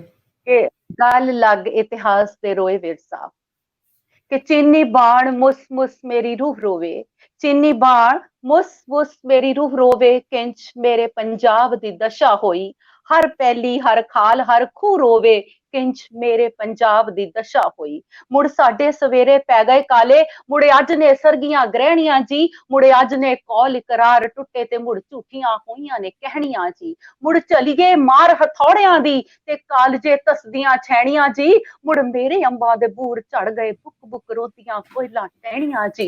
मुड़ भरावां दी टुटदी सांझ वेखां, मुड़ भरावां दी टुटदी सांझ वेखां, ढिल्ली पई गल वक्कड़ी तकदी हां। ਇਹੋ ਜਿਹੀ ਚੰਦਰੀ ਹੈ ਤੱਤੀ ਵਾਹ ਝੁੱਲੀ ਪਰੀ ਵਿਹੋਦੀ ਪੂਣ ਮੈਂ ਪੱਖਦੀ ਹਾਂ। ਮੁੜ ਪਾਣੀਆਂ ਨੂੰ ਲੋਕੋ ਅੱਗ ਲੱਗੀ, ਮੁੜ ਪਾਣੀਆਂ ਨੂੰ ਲੋਕੋ ਅੱਗ ਲੱਗੀ ਹੈ ਕਿਹੜੇ ਨਜ਼ਾਰੇ ਮੈਂ ਲੱਖਦੀ ਹਾਂ। ਕਿ ਉਹੀ ਪੰਜਾਬ ਹੈ ਲੋਕੋ ਮੇਰਿਓ ਹੰਕਾਰ ਗੋਰੇ ਦਾ ਜਿਸਨੇ ਤੋੜਿਆ ਸੀ। ਕਿ ਉਹੀ ਪੰਜਾਬ ਹੈ ਲੋਕੋ ਮੇਰਿਓ ਮੂੰਹ ਸਿਕੰਦਰ ਦਾ ਜਿਸਨੇ ਮੋੜਿਆ ਸੀ। ਕਿ ਉਹੀ ਪੰਜਾਬ ਹੈ ਲੋਕੋ ਮੇਰਿਓ ਜਿਸਨੇ ਦੇਸ਼ ਨੂੰ ਇੱਕ ਵਾਰ ਚ ਜੋੜਿਆ ਸੀ। ਇਸ ਧਰਤ ਤੇ ਡੁੱਲਿਆ ਲਹੂ ਸਾਂਝਾ, ਚੱਲਿਆ ਵਾਲੇ ਦਾ ਬਾਗ ਗਵਾ ਸਾਡਾ। ਗੱਭਰੂ ਫਾਂਸੀਆਂ ਤੇ ਹਾਸਾ ਝੂਟੇ ਇਸ ਤੇ ਜ਼ਰਾ ਜ਼ਰਾ ਹੈ ਲੋਕੋ ਗਵਾ ਸਾਡਾ। ਕੰਚਨ ਕੰਚਨ ਦੇਹ ਪੰਜਾਬ ਦੀ ਗੱਲ ਜਾਸੀ, ਕੁੱਟ ਵਿਹੋਦੇ ਤੁਸੀਂ ਨਾ ਭਰੋ ਲੋਕੋ। ਇਹ ਜ਼ਹਿਰ ਬਣ ਫੈਲਸੀ ਰਗਾਂ ਅੰਦਰ, ਸਾਂਝ ਰੋਗ ਦਾ ਦਰਮਲ ਕੁਝ ਕਰੋ ਲੋਕੋ। ਹੂਕ ਬਣੀ ਮੇਰੀ ਹਾਕ ਸੁਣੋ ਲੋਕੋ, ਵਕਤ ਹੈ ਜਾ ਰਿਹਾ ਕੁਝ ਕਰੋ ਲੋਕੋ, ਕੁਝ ਕਰੋ ਲੋਕੋ, ਕੁਝ ਕਰੋ ਲੋਕੋ। ਧੰਨਵਾਦ।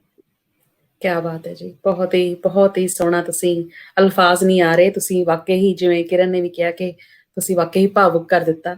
ਸੋ ਬਹੁਤ ਸੋਹਣੀ, ਜਿੰਨਾ ਤੁਸੀਂ ਸੋਹਣਾ ਲਿਖਦੇ ਹੋ, ਤੁਹਾਡਾ ਉਹਨੂੰ ਪ੍ਰੈਜ਼ੈਂਟ ਕਰਨ ਦਾ ਤਰੀਕਾ, ਉਹਨੂੰ ਜੇ ਤੁਸੀਂ ਗਾ ਕੇ ਕਹਿ ਲਓ, ਤੁਸੀਂ ਜਿਹੜਾ ਸੁਣਾ ਰਹੇ ਹੋ, ਤੁਹਾਡੀ ਸੁਣਾਉਣ ਦੀ ਜਿਹੜੀ ਕਲਾ ਹੈ, ਉਹ ਤੁਹਾਡੇ ਲਫ਼ਜ਼ ਤੇ ਤੁਹਾਡੇ ਜਿਹੜੇ ਅਹਿਸਾਸ ਨੇ, ਉਹ ਇੰਝ ਲੱਗ ਰਿਹਾ ਕਿ ਜਿਵੇਂ ਇਕੱਠੇ ਮਿਲ ਕੇ ਇੱਕੋ ਸੁਰ ਹੋ ਕੇ ਜਿਹੜੇ ਨੇ ਉਹ ਸੁਣਾ ਰਹੇ ਹੋਣ, ਤੇ ਉਹ ਨਜ਼ਾਰਾ ਹੀ ਕੁਛ ਹੋਰ। ਤੁਸੀਂ ਇਹ ਵੀ ਇੱਕ ਕਲਾ ਹੈ ਇੱਕ ਜੀ, ਗੱਲ ਬਿਲਕੁਲ। ਮੈਂ ਜ਼ਰੂਰ ਕਹਿਣੀ ਚਾਹਾਂਗੀ ਇੱਥੇ ਮੈਂ ਹਾਂਜੀ, ਕਿ ਸ਼ਾਇਦ ਕੁਝ ਕਵੀ ਜਿਹੜੇ ਨੇ ਉਹ ਬਹੁਤ ਚੰਗਾ ਲਿਖਦੇ ਨੇ, ਪਰ ਜਦੋਂ ਉਹ ਸਟੇਜ ਤੇ ਬੋਲਣ ਆਉਂਦੇ ਨੇ ਨਾ, ਤੇ ਬਿਲਕੁਲ। ਜਿਹੜੀ ਬੋਲਣ ਦਾ ਤਰੀਕਾ ਜੇ ਸਾਡਾ ਚੰਗਾ ਨਹੀਂ ਹੋਏਗਾ, ਤੇ ਸਾਡੀ ਜਿਹੜੇ ਹਾਂਜੀ, ਸ਼ਬਦ ਨੇ ਨਾ ਦੂਸਰੇ ਦਿਲ ਤੇ ਜਾ ਕੇ ਜਦ ਤੱਕ ਵੱਜਣਗੇ ਬਿਲਕੁਲ, ਨਹੀਂ, ਉਹ ਵੱਜਣਗੇ ਨਹੀਂ। ਕੋਈ ਹਾਂਜੀ, ਦਾ ਫਾਇਦਾ ਨਹੀਂ ਹੁੰਦਾ।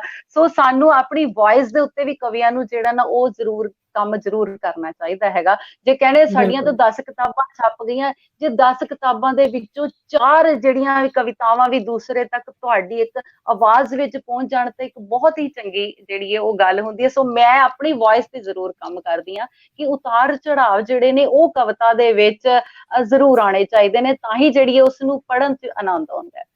ਬਿਲਕੁਲ, ਬਿਲਕੁਲ ਸਹੀ ਕਿਹਾ ਤੁਸੀਂ। ਤੇ ਵਾਕਈ ਸੀ ਤੁਹਾਡੀਆਂ ਦੋਨੋਂ ਕਵਿਤਾਵਾਂ ਤੇ ਇੰਝ ਲੱਗ ਰਿਹਾ ਕਿ ਜਿਵੇਂ ਅਸੀਂ ਨਾਟਕ ਦੀ ਗੱਲ ਕਰ ਰਹੇ ਸੀ ਕਿ ਜਿਹੜਾ ਕਰੈਕਟਰ ਹੈ, ਉਹਨੂੰ ਸ਼ਖਸੀਅਤ ਨੂੰ ਉਸ ਕਰੈਕਟਰ ਦੇ ਵਿੱਚ ਪੂਰਾ ਅੰਦਰ ਜਾ ਕੇ ਹੀ ਉਹ ਜੋ ਐਕਟਿੰਗ ਕਰੇਗਾ, ਉਹ ਆਪਣਾ ਜਿਹੜਾ ਆਰਟ ਦਿਖਾਏਗਾ, ਤੇ ਫਿਰ ਹੀ ਜਿਹੜੀ ਕਲਾ ਦਾ ਜਿਹੜਾ ਮਜ਼ਾ ਹੈ ਉਹ ਦੇਖਣ ਵਾਲੇ ਨੂੰ ਵੀ ਆਏਗਾ ਕਿ ਉਸ ਇੱਕਮਿਕ ਹੋ ਕੇ ਜਿਹੜਾ ਉਹ ਕੰਮ ਕਰਨਾ। ਤੇ ਇਸੇ ਤਰ੍ਹਾਂ ਜਦੋਂ ਬਿਲਕੁਲ ਤੁਸੀਂ ਕਵਿਤਾ ਗਾ ਰਹੇ ਸੀ, ਤੇ ਉਹਦੇ ਵਿੱਚ ਆਪ ਜਿਹੜੀ ਭਿੱਜ ਕੇ ਜਿਹੜੀ ਤੁਸੀਂ ਰੂਹ ਦੇ ਨਾਲ ਜਿਹੜਾ ਉਹ ਗਾ ਰਹੇ ਸੀ, ਤੇ ਉਹਦਾ ਜਿਹੜਾ ਆਨੰਦ ਹੈ ਉਹ ਅਲੱਗ ਹੀ ਇੱਕ ਖੇੜਾ ਸੀ, ਕਹਿ ਸਕਦੇ ਹਾਂ। ਸੋ ਧੰਨਵਾਦ ਕੁਲਵਿੰਦਰ ਜੀ, ਵੀਰ। ਹਾਂਜੀ, ਇੱਕ ਮੈਂ ਗੱਲ ਜਾਨਣਾ ਚਾਹਾਂਗੀ ਕਿ ਜਿਵੇਂ ਅੱਜ ਕੱਲ ਕਹਿੰਦੇ ਨਾ ਟੈਲੈਂਟ ਨੂੰ, ਆਰਟ ਨੂੰ ਐਪਰੀਸ਼ੀਏਟ ਕਰਨਾ।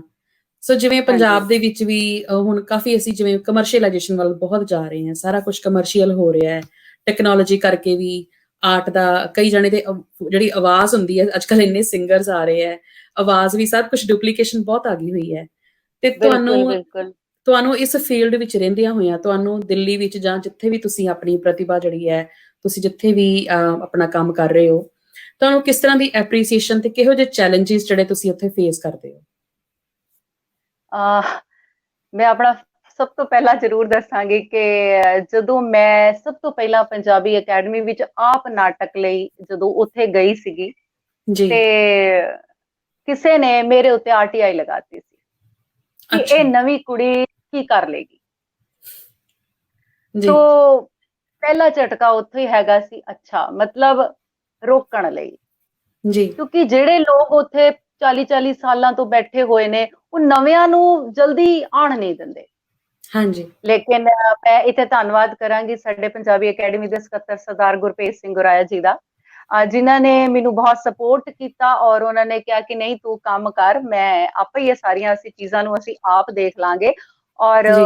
ਮੈਂ ਤੋਂ ਪਹਿਲਾ ਨਾਟਕ ਕੀਤਾ, ਉਹਨੇ ਮੈਨੂੰ ਬਹੁਤ ਐਪਰੀਸੀਏਸ਼ਨ ਉਹਨਾਂ ਨੇ ਦਿੱਤੀ। ਸਟੇਜ ਤੇ ਆ ਕੇ ਉਹਨਾਂ ਨੇ ਮੈਨੂੰ ਆਪ ਕਿਹਾ ਕਿ ਨਹੀਂ, ਉਹ ਮੇਰਾ ਪਹਿਲਾ ਨਾਟਕ ਸੀ ਜਿਹੜਾ ਮੈਂ ਆਪ ਡਾਇਰੈਕਟ ਕੀਤਾ, ਲੇਕਿਨ ਉੱਥੋਂ ਜਿਹੜੇ ਉਹ 4 ਸ਼ਬਦ ਸੀਗੇ ਜਿਹੜੇ ਚੰਗੇ ਸਟੇਜ ਤੇ ਬੋਲੇ ਗਏ ਸੀਗੇ, ਸਰਦਾਰ ਜਰਨੈਲ ਸਿੰਘ ਜੀ ਨੇ ਆ ਕੇ ਵੀ ਬੋਲਿਆ ਤੇ ਉਹ ਜਿਹੜੇ ਸੀ ਉਹ ਬਹੁਤ ਚੰਗੇ ਲੱਗੇ। ਇਸ ਤਰੀਕੇ ਦੇ ਨਾਲ ਬਹੁਤ ਲੋਕ ਹੁੰਦੇ ਨੇ ਜਿਹੜੇ ਤੁਹਾਡੇ ਰਾਹਾਂ ਵਿੱਚ ਆਉਂਦੇ ਨੇ ਤੁਹਾਨੂੰ ਰੋਕਣ ਦੇ ਲਈ, ਲੇਕਿਨ ਮੈਨੂੰ ਨਹੀਂ ਲੱਗਦਾ ਕਿ ਅਸੀਂ ਇਹਨਾਂ ਰੁਕਾਵਟਾਂ ਕਰਕੇ ਆਪਣੇ ਮੰਜ਼ਿਲ ਵੱਲ ਜਿਹੜਾ ਹੈ ਜਾਣ ਤੋਂ ਰੁਕ ਜਾਈਏ। ਸੋ ਮੈਨੂੰ ਤੇ ਲੱਗਦਾ ਮੈਂ ਤੇ ਪਾਣੀ ਆ ਜੀ, ਮੈਂ ਤੇ ਆਪਣੇ ਰਾਹ ਤੁਰੀ ਜਾਣਾ, ਮੈਂ ਤੇ ਰਾਹਾਂ ਆਪਣੀਆਂ ਬਣਾਉਂਦੇ ਜਾਣਾ।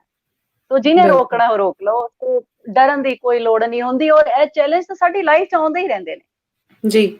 ਅੱਜ ਕਵਿਤਾਵਾਂ ਲਈ ਵੀ ਨੇ। ਤੁਸੀਂ ਇਹ ਦੇਖੋ, ਮੈਂ ਦਿੱਲੀ ਵਿੱਚ ਰਹਿ ਰਹੀ ਹਾਂ ਤੇ ਅਸੀਂ ਜਿੱਦਾਂ ਕਹਿ ਲਓ ਕਿ ਕਈ ਵਾਰੀ ਹੁੰਦਾ ਬਹੁਤੇ ਸੂਟ ਨਹੀਂ ਪਾਏ ਹੈਗੇ, ਅਸੀਂ ਚਲੋ ਆਪਣਾ ਵੈਸਟਰਨ ਕੱਪੜੇ ਵੀ ਪਾ ਕੇ ਚਲੇ ਜਾਂਦੇ ਤੇ ਅੱਛਾ ਕੋਈ ਕਹਿੰਦਾ ਨਹੀਂ ਬੀਬਾ ਤੂੰ ਚੁੰਨੀ ਕਿਉਂ ਨਹੀਂ ਲਈ, ਤੂੰ ਆਹ ਕਿਉਂ ਨਹੀਂ ਕੀਤਾ, ਤੂੰ ਆਹ ਕਿਉਂ ਨਹੀਂ ਕੀਤਾ। ਤੇ ਹਰ ਇੱਕ ਦਾ ਆਪਣਾ ਲਾਈਫ ਸਟਾਈਲ ਹੁੰਦਾ, ਹਰ ਇੱਕ ਦਾ ਆਪਣਾ ਜੀਣ ਦਾ ਤਰੀਕਾ ਹੁੰਦਾ। ਲੇਕਿਨ ਮੈਂ ਉਹਨਾਂ ਚੀਜ਼ਾਂ ਦੀ ਇੰਨੀ ਪਰਵਾਹ ਨਹੀਂ ਕਰਦੀ। ਮੈਨੂੰ ਪਤਾ ਹੈ ਮੈਂ ਆਪਣੀ ਮਾਂ ਬੋਲੀ ਲਈ ਕੰਮ ਕਰ ਰਹੀ ਹਾਂ, ਮੈਂ ਉਹਦੇ ਲਈ ਲਿਖ ਰਹੀ ਹੈਗੀ ਹਾਂ। ਜਿੱਥੇ ਤੁਹਾਨੂੰ ਜਿਹੋ ਜਿਹੀ ਲੋੜ ਪੈਂਦੀ ਹੈ ਅਸੀਂ ਉੱਥੇ ਉਹੋ ਜਿਹਾ ਕੰਮ ਕਰਦੇ ਹਾਂ। ਇੱਥੇ ਸਾਡੇ ਪੰਜਾਬੀ ਇੱਕ ਉਹ ਹੈਗੀ ਹੈ ਤੁਹਾਡਾ ਇੰਪੋਰੀਅਮ ਵੀ ਹੈਗਾ, ਉਹਨਾਂ ਲਈ ਮੈਂ ਵਿਰਾਸਤ ਇੱਕ ਪ੍ਰੋਗਰਾਮ ਕੀਤਾ ਸੀ। ਮੈਂ ਉੱਥੇ ਜਾ ਕੇ ਦੱਸਣਾ ਚਾਹਿਆ ਸੀਗਾ ਕਿ ਚਰਖੇ ਕੀ ਹੁੰਦੇ, ਮਧਾਣੀਆਂ ਕੀ ਹੈ, ਚਾਟੀਆਂ ਕੀ ਹੈਗੀਆਂ, ਸਾਡੇ ਬਾਗ ਕੀ ਸੀਗੇ, ਫੁਲਕਾਰੀਆਂ ਕੀ ਹੈਗੀਆਂ। ਉੱਥੇ ਹਰ ਚੀਜ਼ ਹੈ। ਉਸ ਪ੍ਰੋਗਰਾਮ ਨੂੰ ਮੈਂ ਕਰਕੇ ਜਦੋਂ ਲੋਕਾਂ ਨੂੰ ਉਹਨਾਂ ਸਾਹਮਣੇ ਲੈ ਕੇ ਆਈਆਂ ਤਾਂ ਉਹਨਾਂ ਨੂੰ ਪਤਾ ਲੱਗਿਆ ਕਿ ਵਾਕਈ ਅਸੀਂ ਆਪਣੇ ਬੱਚਿਆਂ ਨੂੰ ਜਾ ਕੇ ਦੱਸੀਏ ਕਿ ਚਰਖਾ ਹੁੰਦਾ ਕੀ ਸੀ, ਵੀ ਸੂਤ ਕੱਤਣ ਦਾ ਕੰਮ ਆਉਂਦਾ। ਬੱਚਿਆਂ ਨੂੰ ਪਤਾ ਹੀ ਨਹੀਂ ਕਿ ਸਾਡੀਆਂ ਨਾਨੀਆਂ ਦਾਦੀਆਂ ਉਹ ਖੇਸੀਆਂ ਬਣਾਇਆ ਕਰਦੀਆਂ ਸੀ, ਉਹ ਹੱਥਾਂ ਨਾਲ ਵੀ ਬਣਦੀਆਂ ਹੁੰਦੀਆਂ ਸੀ। ਸੋ ਏਦਾਂ ਰੋਕਣ ਵਾਲੇ ਬਹੁਤ ਲੋਕ ਆਉਂਦੇ, ਅੱਛਾ ਤੂੰ ਆ ਵੀ ਕੰਮ ਕੀਤਾ, ਤੂੰ ਤਾਂ ਕਰ ਹੀ ਨਹੀਂ ਸਕਦੀ ਸੀ। ਸੋ ਚੈਲੰਜ ਬਹੁਤ ਆਉਂਦੇ ਆ, ਸੋ ਡਰਨ ਦੀ ਲੋੜ ਨਹੀਂ, ਸਿੰਘਣੀ ਡਰਦੀ ਨਹੀਂ ਕਦੀ। ਬਹੁਤ ਸੋਹਣਾ ਤੁਸੀਂ ਕਿਹਾ ਜੀ। ਜਿਸ ਤਰ੍ਹਾਂ ਅਸੀਂ ਦਿਖਦੇ ਕਿ ਔਕੜਾਂ ਜਿਹੜੀਆਂ ਨੇ ਉਹ ਭਾਵੇਂ ਤੁਸੀਂ ਪੰਜਾਬ ਹੋ, ਭਾਵੇਂ ਦਿੱਲੀ ਤੇ ਭਾਵੇਂ ਬਾਹਰਲੇ ਦੇਸ਼ਾਂ ਦੇ ਵਿੱਚ, ਔਕੜਾਂ ਤੁਹਾਡਾ ਜਿਹੜਾ ਸਾਥ ਹੈ ਕਦੀ ਵੀ ਨਹੀਂ ਛੱਡਣਗੀਆਂ। ਤੇ ਮੇਰੇ ਖਿਆਲ 'ਚ ਔਕੜਾਂ ਆਉਣੀਆਂ ਵੀ ਚਾਹੀਦੀਆਂ, ਕਿਉਂਕਿ ਇਨਸਾਨ ਨੂੰ ਜਦੋਂ ਕੋਈ ਠੇਸ ਲੱਗਦੀ ਹੈ ਤਾਂ ਹੋਰ ਜਿਹੜਾ ਬਾਰ-ਬਾਰ ਖੜਾ ਵੀ ਹੁੰਦਾ ਹੈ। ਤੇ ਬਾਕੀ ਅਸੀਂ ਹਮੇਸ਼ਾ ਹੀ ਅਸੀਂ ਹੋਰ ਉੱਪਰ ਪੌੜੀ ਚੜਨ ਦੇ ਲਈ ਉਹ ਥੱਲੇ ਖੜਾ ਹੋਣਾ ਜ਼ਰੂਰੀ ਹੈ। ਬਿਲਕੁਲ ਜੀ ਜੀ, ਬਿਲਕੁਲ ਬਿਲਕੁਲ। ਤੇ ਵੈਸੇ ਵੀ ਅਸੀਂ ਬਾਰ-ਬਾਰ ਇਹ ਗੱਲ ਵੀ ਅਸੀਂ ਕਰਦੇ ਹਾਂ ਆਪਣੇ ਪ੍ਰੋਗਰਾਮ ਦੇ ਵਿੱਚ ਕਿ ਸਾਂਝ ਕਰੀਜੈ ਗੁਣਾ ਕੇਰੀ, ਛੋੜ ਅਵਗਣ ਚੱਲੀਏ। ਸੋ ਇਹ ਬਹੁਤ ਜ਼ਰੂਰੀ ਹੈ ਕਿ ਅਸੀਂ ਗੁਣਾਂ ਦੀ ਸਾਂਝ ਪਾਈਏ ਤੇ ਅਸੀਂ ਅੱਗੇ ਚੱਲੀਏ। ਅਵਗੁਣ ਤੇ ਸਾਰਿਆਂ ਚ ਹੀ ਨੇ, ਗੁਰੂ ਸਿਰਫ ਪੂਰਾ ਤੇ ਜਿਹੜਾ ਗੁਰੂ ਹੀ ਹੈ ਜੀ। ਤੇ ਅਵਗੁਣਾਂ ਨੂੰ ਤੇ ਸਾਨੂੰ ਵਿਸਾਰ ਦੇਣਾ ਚਾਹੀਦਾ ਤੇ ਅਸੀਂ ਆਪਣੇ ਗੁਣਾਂ ਨੂੰ ਜਿਹੜਾ ਸਾਂਝ ਕਰੀਏ। ਸੋ ਬਹੁਤ ਤੁਸੀਂ ਦੱਸਿਆ ਕਿ ਕਿਵੇਂ ਤੁਸੀਂ ਜਿਹੜਾ ਬੱਚਿਆਂ ਨੂੰ ਜਿਹੜਾ ਇਹਦੇ ਵਿੱਚ ਜਿਹੜਾ ਲੈ ਕੇ ਤੁਸੀਂ ਨਾਲ ਚੱਲਦੇ ਹੋ।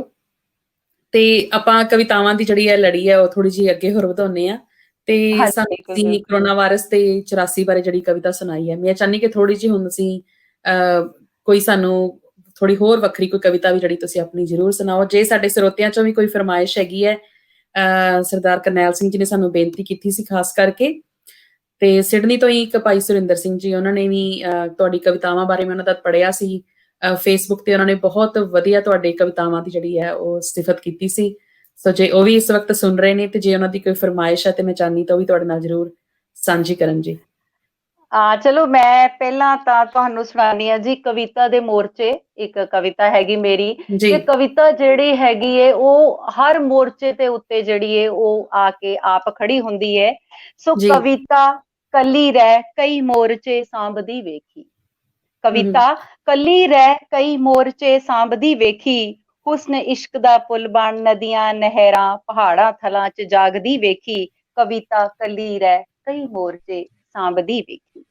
ਜੰਗੇ ਮੈਦਾਨ ਖਾ ਗੋਲੀ ਲਾ ਹਿੰਦੁਸਤਾਨ ਜ਼ਿੰਦਾਬਾਦ ਦੇ ਨਾਰੇ, ਰੱਬ ਨੂੰ ਤਿਹਾਉਂਦੀ ਵੇਖੀ, ਜ਼ਾਲਮ ਤੇ ਜ਼ੁਲਮ ਨੂੰ ਮੁਕਾ, ਚਿੜੀਓਂ ਸੇ ਮੈਂ ਬਾਜ ਤੁੜਾਊਂ, ਸਵਾ ਲਾਖ ਸੇ ਏਕ ਲੜਾਊਂ, ਤਬੇ ਗੋਬਿੰਦ ਸਿੰਘ ਨਾਮ ਕਹਾਊਂ, ਉਚਾਰਦੀ ਵੇਖੀ, ਕਵਿਤਾ ਕੱਲੀ ਰਹਿ ਕਈ ਮੋਰਚੇ ਸਾਂਭਦੀ ਵੇਖੀ। ਸਬਰ ਤੇ ਜ਼ਬਰ ਨੂੰ ਚੁਲੰਘਦੀ, ਭੁੱਖ ਚ ਮਰਦੀ, ਜੀਵਨ ਜਿਉਣ ਖਾਤਰ ਡਰਦੀ ਸਹਿਮਦੀ, ਸਮਾਜ ਸੰਗ ਉਲਝਦੀ, ਇੱਕ ਉਡਾਨ ਖਾਤਰ ਆਸਮਾਨ ਤੱਕਦੀ, ਗੂੰਜਦੀ ਵੇਖੀ ਇੱਕ ਦਰਦ ਦਾ ਸਹਿਲਾਬ, ਜੋ ਅੰਦਰ ਹੈ ਉੱਠਦਾ ਸ਼ਬਦਾਂ ਚ ਉਸਦੇ ਮੈਂ ਢਲਦੀ ਵੇਖੀ, ਕਵਿਤਾ ਕੱਲੀ ਰਹਿ ਕਈ ਮੋਰਚੇ ਸਾਂਭਦੀ ਵੇਖੀ। ਪਵਨ ਗੁਰੂ ਪਾਣੀ ਪਿਤਾ, ਮਾਤਾ ਧਰਤ ਮਹਤ, ਮਤਲਬ ਸਮਝਾ, ਕੌੜੇ ਮਿੱਠੇ ਅਹਿਸਾਸਾਂ ਵਿੱਚ ਜੀਵਨ ਜਾਚ ਸਿਖਾਉਂਦੀ, ਹੱਸਦੀ ਗਾਉਂਦੀ ਕਦੇ ਕੰਬਦੀ ਵੇਖੀ, ਕਵਿਤਾ ਕੱਲੀ ਰਹਿ ਕਈ ਮੋਰਚੇ ਸਾਂਭਦੀ ਵੇਖੀ, ਕਵਿਤਾ ਕਈ ਮੋਰਚੇ ਸਾਂਭਦੀ ਵੇਖੀ। ਵਾਹ ਜੀ ਵਾਹ, ਬਹੁਤ ਹੀ ਖੂਬਸੂਰਤ ਲਿਖਤ ਤੁਹਾਡੀਆਂ ਸਾਰੀਆਂ ਹੀ ਲਿਖਤਾਂ ਜਿਹੜੀਆਂ ਬਖੂਬੀ ਹੈ। ਤੇ ਮੈਨੂੰ ਸਾਨੂੰ ਪਤਾ ਹੀ ਨਹੀਂ ਲੱਗ ਰਿਹਾ ਕਿ ਸਮਾਂ ਜਿਹੜਾ ਹੈ ਦਿਲ ਤੇ ਕਰ ਰਿਹਾ ਤੁਹਾਡੀ ਕਵਿਤਾਵਾਂ ਦੀ ਜਿਹੜੀ ਹੈ ਡੋਰ ਜਿਹੜੀ ਹੈ ਚੱਲਦੀ ਰਵੇ। ਤੇ ਪਰ ਸਮਾਂ ਦੇਖੋ ਜੀ, ਪਤਾ ਹੀ ਨਹੀਂ ਲੱਗਾ ਕਦੋਂ 1 ਘੰਟਾ ਜਿਹੜਾ ਨੀਅਰਲੀ ਅਸੀਂ ਬਿਤਾ ਚੁੱਕੇ ਹਾਂ ਤੁਹਾਡੇ ਨਾਲ। ਬਹੁਤ ਹੀ ਸਾਨੂੰ ਹੁਣ ਤੱਕ ਜਿਹੜਾ ਹੈ ਮਜ਼ਾ ਆਇਆ। ਤੇ ਤੁਹਾਡੀਆਂ ਮੈਂ ਕਵਿਤਾਵਾਂ ਬਾਰੇ ਪੁੱਛਣਾ ਚਾਹਾਂਗੀ ਕਿ ਤੁਹਾਡੀ ਕੋਈ ਕਵਿਤਾਵਾਂ ਦੀ ਕਿਤਾਬ ਜਿਹੜੀ ਹੈ ਉਹ ਤੁਸੀਂ ਲਿਖੀ ਹੋਈ ਹੈ ਜਾਂ ਕਿੱਥੋਂ ਅਸੀਂ ਪੜ੍ਹ ਜੀ ਸਕਦੇ ਹਾਂ? ਏਦਾਂ ਹੈਗਾ ਜੀ, ਮੇਰਾ ਖਰੜਾ ਤਿਆਰ ਹੋ ਚੁੱਕਾ ਹੈਗਾ ਤੇ ਜੀ ਜਿੱਦਾਂ ਹੀ ਕਰੋਨਾ ਦਾ ਇਹ ਪ੍ਰਕੋਪ ਖਤਮ ਹੁੰਦਾ ਹੈ ਤੇ ਮੈਂ ਜੀ, ਆਪਣੀ ਜਿਹੜੀ ਬੁੱਕ ਹੈ ਬਹੁਤ ਜਲਦੀ ਪਾਠਕਾਂ ਦੇ ਵਿੱਚ ਲਿਆਉਣ ਵਾਲੀ ਹੈਗੀ ਆ। ਸੋ ਸਾਨੂੰ ਤਕਰੀਬਨ ਇੰਤਜ਼ਾਰ ਰਹੇਗਾ 100 ਜੀ। ਸਵਾ ਬਿਲਕੁਲ। ਹਾਂਜੀ, ਸੋ ਮੇਰੇ ਵੱਲੋਂ ਪਰਸਨਲੀ ਵੀ ਤੁਹਾਨੂੰ ਇਹ ਰਿਕੁਐਸਟ ਹੀ ਹੈ ਕਿ ਕਿਤਾਬ ਅਸੀਂ ਤੁਹਾਡੀ ਬਹੁਤ ਅਸੀਂ ਵੇਟ ਕਰਾਂਗੇ, ਦਾ ਇੰਤਜ਼ਾਰ ਕਰਾਂਗੇ ਵੀ ਸਾਨੂੰ ਵੀ ਸਾਡੇ ਹੱਥਾਂ 'ਚ ਆਵੇ ਤੇ ਅਸੀਂ ਇਹਨੂੰ ਪੜ੍ਹੀਏ। ਪਰ ਨਾਲ ਮੇਰੀ ਬੇਨਤੀ ਤੁਹਾਨੂੰ ਇਹ ਵੀ ਹੈ ਕਿ ਤੁਹਾਡੀ ਜਿਹੜੀ ਸੁਰੀਲੀ ਆਵਾਜ਼ ਹੈ ਤੇ ਜੋ ਅਹਿਸਾਸ ਨਾਲ ਤੁਸੀਂ ਪੜ੍ਹਦੇ ਹੋ, ਤੁਸੀਂ ਆਪਣੀ ਰਿਕਾਰਡਿੰਗ ਵੀ ਜਿਹੜੀ ਹੈ ਕਵਿਤਾਵਾਂ ਦੀ ਜ਼ਰੂਰ ਕਰਾਓ। ਤੇ ਅੱਜ ਕੱਲ੍ਹ ਹਰ ਕੋਈ ਸੁਣਨਾ ਚਾਹੁੰਦਾ ਹੈ, ਕਿਤੇ ਕਾਰਾਂ 'ਚ ਜਾ ਰਹੇ ਹੋਵੋ ਜਾਂ ਹੈੱਡਫੋਨ ਕੰਨਾਂ ਨੂੰ ਲੱਗੇ ਹੁੰਦੇ ਆ, ਤੇ ਮੇਰੇ ਖਿਆਲ 'ਚ ਇੱਕ ਬਹੁਤ ਵਧੀਆ ਅੱਜ ਦੇ ਟੈਕਨੋਲੋਜੀ ਦੇ ਹਿਸਾਬ ਨਾਲ ਵੀ ਰਹੇਗਾ ਕਿ ਸਾਨੂੰ ਸੁਣਨ ਨੂੰ ਵੀ ਕਵਿਤਾਵਾਂ ਤੁਹਾਡੀ ਆਵਾਜ਼ ਵਿੱਚ ਮਿਲਣਗੀਆਂ। ਤੇ ਜੇ ਪੋਸੀਬਲ ਹੋਇਆ ਤੇ ਤੁਸੀਂ ਜ਼ਰੂਰ ਜ਼ਰੂਰ ਜਿਹੜੀਆਂ ਇਹ ਜ਼ਰੂਰ ਕਰਵਾਇਓ। ਮੇਰੇ ਖਿਆਲ ਸਰੋਤੇ ਨਹੀਂ ਜੀ, ਬਹੁਤ ਬਿਲਕੁਲ ਪਸੰਦ ਕਰਨਗੇ। ਕਰਾਵਾਂਗੇ। ਹਾਂਜੀ ਐਂਡ ਵਿੱਚ ਆਪਣੀਆਂ ਚੰਦ ਲਾਈਨਾਂ ਮੈਂ ਤੁਹਾਨੂੰ ਜ਼ਰੂਰ ਸੁਣਾ ਰਹੀ ਹਾਂ ਜੀ ਕਿ ਧਰਤੀ ਰੁੱਸੀ ਅੰਬਰ ਰੁੱਸਿਆ, ਧਰਤੀ ਜੀ ਰੁੱਸੀ ਅੰਬਰ ਰੁੱਸਿਆ, ਰੁੱਸੇ ਚੰਨ ਤੇ ਤਾਰੇ, ਰੁੱਸੇ ਲੱਖਾਂ ਇਸ਼ਟ ਦੇਵਤੇ, ਰੁੱਸੇ ਬਾਗ ਨੇ ਸਾਰੇ, ਕੁਦਰਤ ਜੀ ਸਾਰੀ ਰੁੱਥੀ ਸਾਤੋਂ, ਅਸੀਂ ਮੰਗ ਮਾਫੀਆਂ ਹਾਰੇ, ਕੈਦ ਚ ਹੁਣ ਤਾਂ ਕੱਢਦੇ ਮਾਏ, ਅਸੀਂ ਬਾਲੜ ਤੇਰੇ ਪਿਆਰੇ, ਹੱਥ ਜੋੜ ਹਾਂ ਮਾਫੀ ਮਰਦੇ, ਕਰਦੇ ਪਾਰ ਉਤਾਰੇ ਰੱਬਾ, ਕਰਦੇ ਪਾਰ ਉਤਾਰੇ। ਸੋ ਇਸ ਕਰੋਨਾ ਨੇ ਜੋ ਸਾਨੂੰ ਕੈਦ ਕੀਤਾ ਹੋਇਆ ਹੈ, ਸਾਨੂੰ ਇਸ ਕੈਦ ਵਿੱਚੋਂ ਰੱਬਾ ਬਾਹਰ ਕੱਢ, ਤਾਂ ਕਿ ਅਸੀਂ ਇੱਕ ਦੂਜੇ ਦੇ ਰੂਬਰੂ ਹੋ ਕੇ ਗੱਲਾਂ ਕਰ ਸਕੀਏ। ਸੋ ਬਿਲਕੁਲ, ਧੰਨਵਾਦ ਜੀ। ਬਹੁਤ ਬਹੁਤ ਧੰਨਵਾਦ ਜੀ। ਬਿਲਕੁਲ ਜੀ, ਸਾਡਾ ਸਾਰੇ ਹੀ ਦੁਨੀਆ ਭਰ 'ਚ ਜਿੱਥੇ ਵੀ ਦੁਨੀਆ ਵਸਦੀ ਹੈ ਸਾਰਿਆਂ ਵਾਸਤੇ ਇਹ ਅਰਦਾਸ ਹੈ, ਸਰਬੱਤ ਦੇ ਭਲੇ ਦੀ ਅਰਦਾਸ ਹੈ ਕਿ ਕਰੋਨਾ ਵਾਇਰਸ ਦਾ ਜਿਹੜੀ ਇਸ ਵਕਤ ਚੱਲ ਰਹੀ ਹੈ, ਕਹਿਰ ਚੱਲ ਰਿਹਾ ਹੈ, ਉਹ ਤੋਂ ਜਿਹੜੀ ਦੁਨੀਆ ਦਾ ਬਚਾਅ ਹੋਵੇ। ਇੱਕ ਵਕਤ ਹੈ, ਇਹ ਵੀ ਜੋ ਵੀ ਕਹਿ ਸਕਦੇ ਕਿ ਰੱਬ ਦਾ ਹੁਕਮ ਹੈ, ਤੇ ਇਸ ਹੁਕਮ ਨੂੰ ਅਸੀਂ ਬਿਲਕੁਲ ਜਿਹੜਾ ਹੈ ਇੱਕ ਸਹਿਨਸ਼ੀਲਤਾ ਦੇ ਨਾਲ ਅਸੀਂ ਇਸ ਨੂੰ ਬਿਲਕੁਲ ਸਮਝਦਾਰੀ ਦੇ ਨਾਲ ਇਹਨੂੰ ਪਾਰ ਕਰਨਾ ਇੱਕ ਇਮਤਿਹਾਨ ਦੀ ਘੜੀ ਹੈ। ਸੋ ਜੋ ਅਸੀਂ ਵੀ ਕੁਦਰਤ ਦੇ ਨਾਲ ਕਰੋਪੀਆਂ ਕੀਤੀਆਂ, ਉਹ ਸਾਨੂੰ ਤਾਂ ਫਲ ਬਿਲਕੁਲ ਜਿਹੜਾ ਅਸੀਂ ਭੁਗਤ ਰਹੇ ਹਾਂ। ਹਾਂਜੀ, ਬਾਕੀ ਕੋਈ ਗੱਲ ਨਹੀਂ, ਜੇ ਬਿਲਕੁਲ ਚੰਗਾ ਵਕਤ ਸਹੀ। ਨਹੀਂ ਰਿਹਾ ਤੇ ਬੁਰਾ ਵਕਤ ਵੀ ਨਹੀਂ ਰਹੇਗਾ। ਦੋ ਦੋ ਲਾਈਨਾਂ ਹੋਰ ਸੁਣਾ ਰਹੀ ਹਾਂ ਤੁਹਾਨੂੰ ਮੈਂ ਜੀ ਜਾਂਦੇ ਜੀ ਜਾਂਦੇ ਕਿ ਸਾਹਮਣੇ ਇੱਕ ਛੋਟੀ ਜਿਹੀ ਬੱਚੀ ਸੀਗੀ ਤੇ ਉਸਨੇ ਇੱਕ ਜੀ ਦਿਨ ਮੈਨੂੰ ਹੱਥ ਬਾਹਰ ਕੱਢ ਕੇ ਪੁੱਛਿਆ ਕਿ ਆਂਟੀ ਪਾਪਾ ਚੀਜ਼ੀ ਲੈਣ ਬਾਹਰ ਨਹੀਂ ਲੈ ਕੇ ਜਾਂਦੇ, ਅਸੀਂ ਘਰ ਵਿੱਚ ਕਿਉਂ ਬੰਦ ਹਾਂ? ਮੈਂ ਕਿਹਾ ਪੁੱਤਰ ਜੀ, ਅਸੀਂ ਬੰਦ ਨਹੀਂ, ਅਸੀਂ ਕੈਦ ਹਾਂ, ਅਸੀਂ ਗਲਤੀ ਕੀਤੀ ਹੈ, ਅਸੀਂ ਵਾਹ ਪਰਿਆਵਰਣ ਨੂੰ ਖਰਾਬ ਕੀਤਾ ਹੈ, ਅਸੀਂ ਨੇਚਰ ਨੂੰ ਖਰਾਬ ਕੀਤਾ ਹੈ, ਇਹ ਸਾਨੂੰ ਗਲਤੀ ਹੈ, ਇਹ ਸਾਡੀ ਗਲਤੀ ਹੈ, ਸਾਨੂੰ ਸਜ਼ਾ ਮਿਲੀ ਹੈ, ਪਰ ਤੁਸੀਂ ਇਹ ਨਾ ਕਰਨਾ। ਤੇ ਉਹ ਬੱਚੀ ਜਿਹੜੀ ਸੀ ਉਹ ਹੱਥ ਮੂੰਹ ਤੇ ਰੱਖ ਕੇ ਸੋਚੀ ਜਾ ਰਹੀ ਹੈ ਕਿ ਮੈਂ ਤੇ ਕੁਛ ਨਹੀਂ ਕੀਤਾ ਤੇ ਆਂਟੀ ਮੈਨੂੰ ਪਾਪਾ ਕਿਉਂ ਨਹੀਂ ਲੈ ਕੇ ਜਾ ਰਹੇ। ਸੋ ਨਾ ਬੱਚਿਆਂ ਨੂੰ ਜਿਹੜਾ ਹੈ ਸਮਝਾਉਣਾ ਇਸ ਟਾਈਮ ਬਹੁਤ ਜ਼ਰੂਰੀ ਹੈ। ਅੱਜ ਸਮਝਾਵਾਂਗੇ ਤੇ ਸ਼ਾਇਦ ਉਹ ਅੱਗੇ ਜਾ ਕੇ ਇਹਨਾਂ ਚੀਜ਼ਾਂ ਬਾਰੇ ਸਮਝ ਪਾਉਣਗੇ ਕਿ ਜੀ ਨੇਚਰ ਦੇ ਨਾਲ ਕੀ ਗਲਤ ਕੀਤਾ ਹੈਗਾ, ਕਿਉਂ ਅਸੀਂ ਘਰਾਂ ਵਿੱਚ ਬੰਦ ਸੀਗੇ। ਸੋ ਵਾਹਿਗੁਰੂ ਅੱਗੇ ਇਹੀ ਅਰਦਾਸ ਹੈ ਕਿ ਅਸੀਂ ਜਲਦੀ ਹੀ ਆਪਣੇ ਘਰਾਂ ਤੋਂ ਬਾਹਰ ਆਈਏ। ਸੋ ਧੰਨਵਾਦ ਜੀ। ਬਿਲਕੁਲ ਜੀ, ਬਹੁਤ ਹੀ ਬਾਕਮਾਲ ਤੁਸੀਂ ਸਤਨਾ, ਤੁਹਾਡੀਆਂ ਸਾਰੀ ਹੀ ਲਿਖਤਾਂ ਮੈਨੂੰ ਬਹੁਤ ਪਸੰਦ ਆਈਆਂ ਨੇ ਤੇ ਸਾਡੇ ਸਰੋਤੇ ਵੀ ਜਿਹੜੇ ਆ ਬਖੂਬੀ ਜਿਹੜਾ ਆਨੰਦ ਲੈ ਰਹੇ ਨੇ। ਤੇ ਜਿਸ ਤਰ੍ਹਾਂ ਪਹਿਲਾਂ ਬੇਨਤੀ ਕੀਤੀ ਹੈ, ਤੁਹਾਡੀ ਕਿਤਾਬ ਦਾ ਸਾਨੂੰ ਇੰਤਜ਼ਾਰ ਰਹੇਗਾ ਤੇ ਤੁਸੀਂ ਰਿਕਾਰਡਿੰਗ ਵੀ ਜਿਹੜੀ ਹੈ ਜ਼ਰੂਰ ਕਰਾਇਓ। ਸੋ ਜਾਂਦੇ ਜਾਂਦੇ ਮੈਂ ਜਿਹੜਾ ਇੱਕ ਅਖੀਰਲਾ ਸਵਾਲ ਪੁੱਛਾਂਗੀ ਕਿ ਜਿਹੜੇ ਨਵੇਂ ਜਿਹੜੇ ਆਰਟਿਸਟ ਕਹਿ ਸਕਦੇ ਆ, ਨਵਾਂ ਜਿਨ੍ਹਾਂ 'ਚ ਇਹ ਕਲਾ ਇੱਕ ਲਿਖਣ ਦੀ ਜਾਂ ਕਵਿਤਾਵਾਂ ਨੂੰ ਲਿਖਣ ਦੀ, ਇਸ ਸਾਹਿਤ ਨਾਲ ਜਿਹੜੇ ਜੁੜੇ ਹੋਏ ਨੇ ਤੇ ਹੋਰ ਅੱਗੇ ਵਧਣਾ ਚਾਹੁੰਦੇ ਨੇ, ਉਹਨਾਂ ਵਾਸਤੇ ਤੁਸੀਂ ਕੋਈ ਜੇ ਮੈਸੇਜ ਦੇਣਾ ਚਾਹੋ ਕਿ ਉਹ ਆਪਣੇ ਆਪ ਨੂੰ ਕਿਵੇਂ ਇਸ ਕਲਾ ਦੇ ਹੋਰ ਜਿਹੜਾ ਨਜ਼ਦੀਕ ਲੈ ਕੇ ਜਾ ਸਕਦੇ ਨੇ, ਹੋਰ ਆਪਣੇ ਆਪ ਨੂੰ ਇੰਪਰੂਵ ਕਰ ਸਕਦੇ ਨੇ, ਕੋਈ ਉਹਨਾਂ ਲਈ ਸੁਜੈਸ਼ਨਸ ਤੁਸੀਂ ਦੇਣਾ ਚਾਹੁੰਦੇ ਹੋ?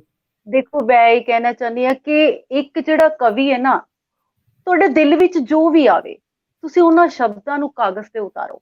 ਤੁਸੀਂ ਇਹ ਨਹੀਂ ਦੇਖਣਾ, ਜਦੋਂ ਮੈਂ ਨਵਾਂ ਲਿਖਣਾ ਸ਼ੁਰੂ ਕੀਤਾ ਸੀ ਤੇ ਕਈ ਵਾਰ ਮੈਨੂੰ ਕਿਸੇ ਨੇ ਕਿਹਾ ਅੱਛਾ ਤੇਰੀ ਤੁਕਬੰਦੀ ਨਹੀਂ ਮਿਲਦੀ, ਤੇਰਾ ਪਹਿਲੇ ਆਪਣੇ ਭਾਵ ਨੂੰ ਲਿਖਣਾ ਸ਼ੁਰੂ ਕਰੋ। ਜਦੋਂ ਭਾਵ ਜੀ ਤੁਸੀਂ ਲਿਖਣੇ ਸ਼ੁਰੂ ਕਰੋਗੇ ਉਸ ਤੋਂ ਬਾਅਦ ਤੁਹਾਨੂੰ ਉਹ ਤੁਕਬੰਦੀ ਸਮਝ ਆਣੀ ਲੱਗ ਜਾਏਗੀ। ਮੈਂ ਸਭ ਤੋਂ ਪਹਿਲੀ ਗੱਲ ਇੱਕ ਹੋਰ ਇੱਥੇ ਗੱਲ ਦੱਸਾਂਗੀ ਕਿ ਕਈ ਲੋਕ ਕਹਿੰਦੇ ਜਿਹੜੀ ਗਜ਼ਲ ਲਿਖੀ ਜਾਂਦੀ ਇਹਦੇ ਵਿੱਚ ਇੰਨੀਆਂ ਮਾਤਰਾਵਾਂ ਹੋਣੀਆਂ, ਇੰਨੀਆਂ, ਮੈਂ ਸਾਫ਼ ਦੱਸਾਂ ਮੈਨੂੰ ਨਹੀਂ ਪਤਾ। ਮੈਂ ਮਾਤਰਾਵਾਂ ਦੇ ਚੱਕਰਾਂ ਵਿੱਚ ਮੈਂ ਨਹੀਂ ਪੈਂਦੀ, ਮੈਂ ਉਹ ਲਿਖਦੀ ਹਾਂ ਜੋ ਮੇਰੇ ਮਨ ਚ ਆਉਂਦਾ ਹੈ।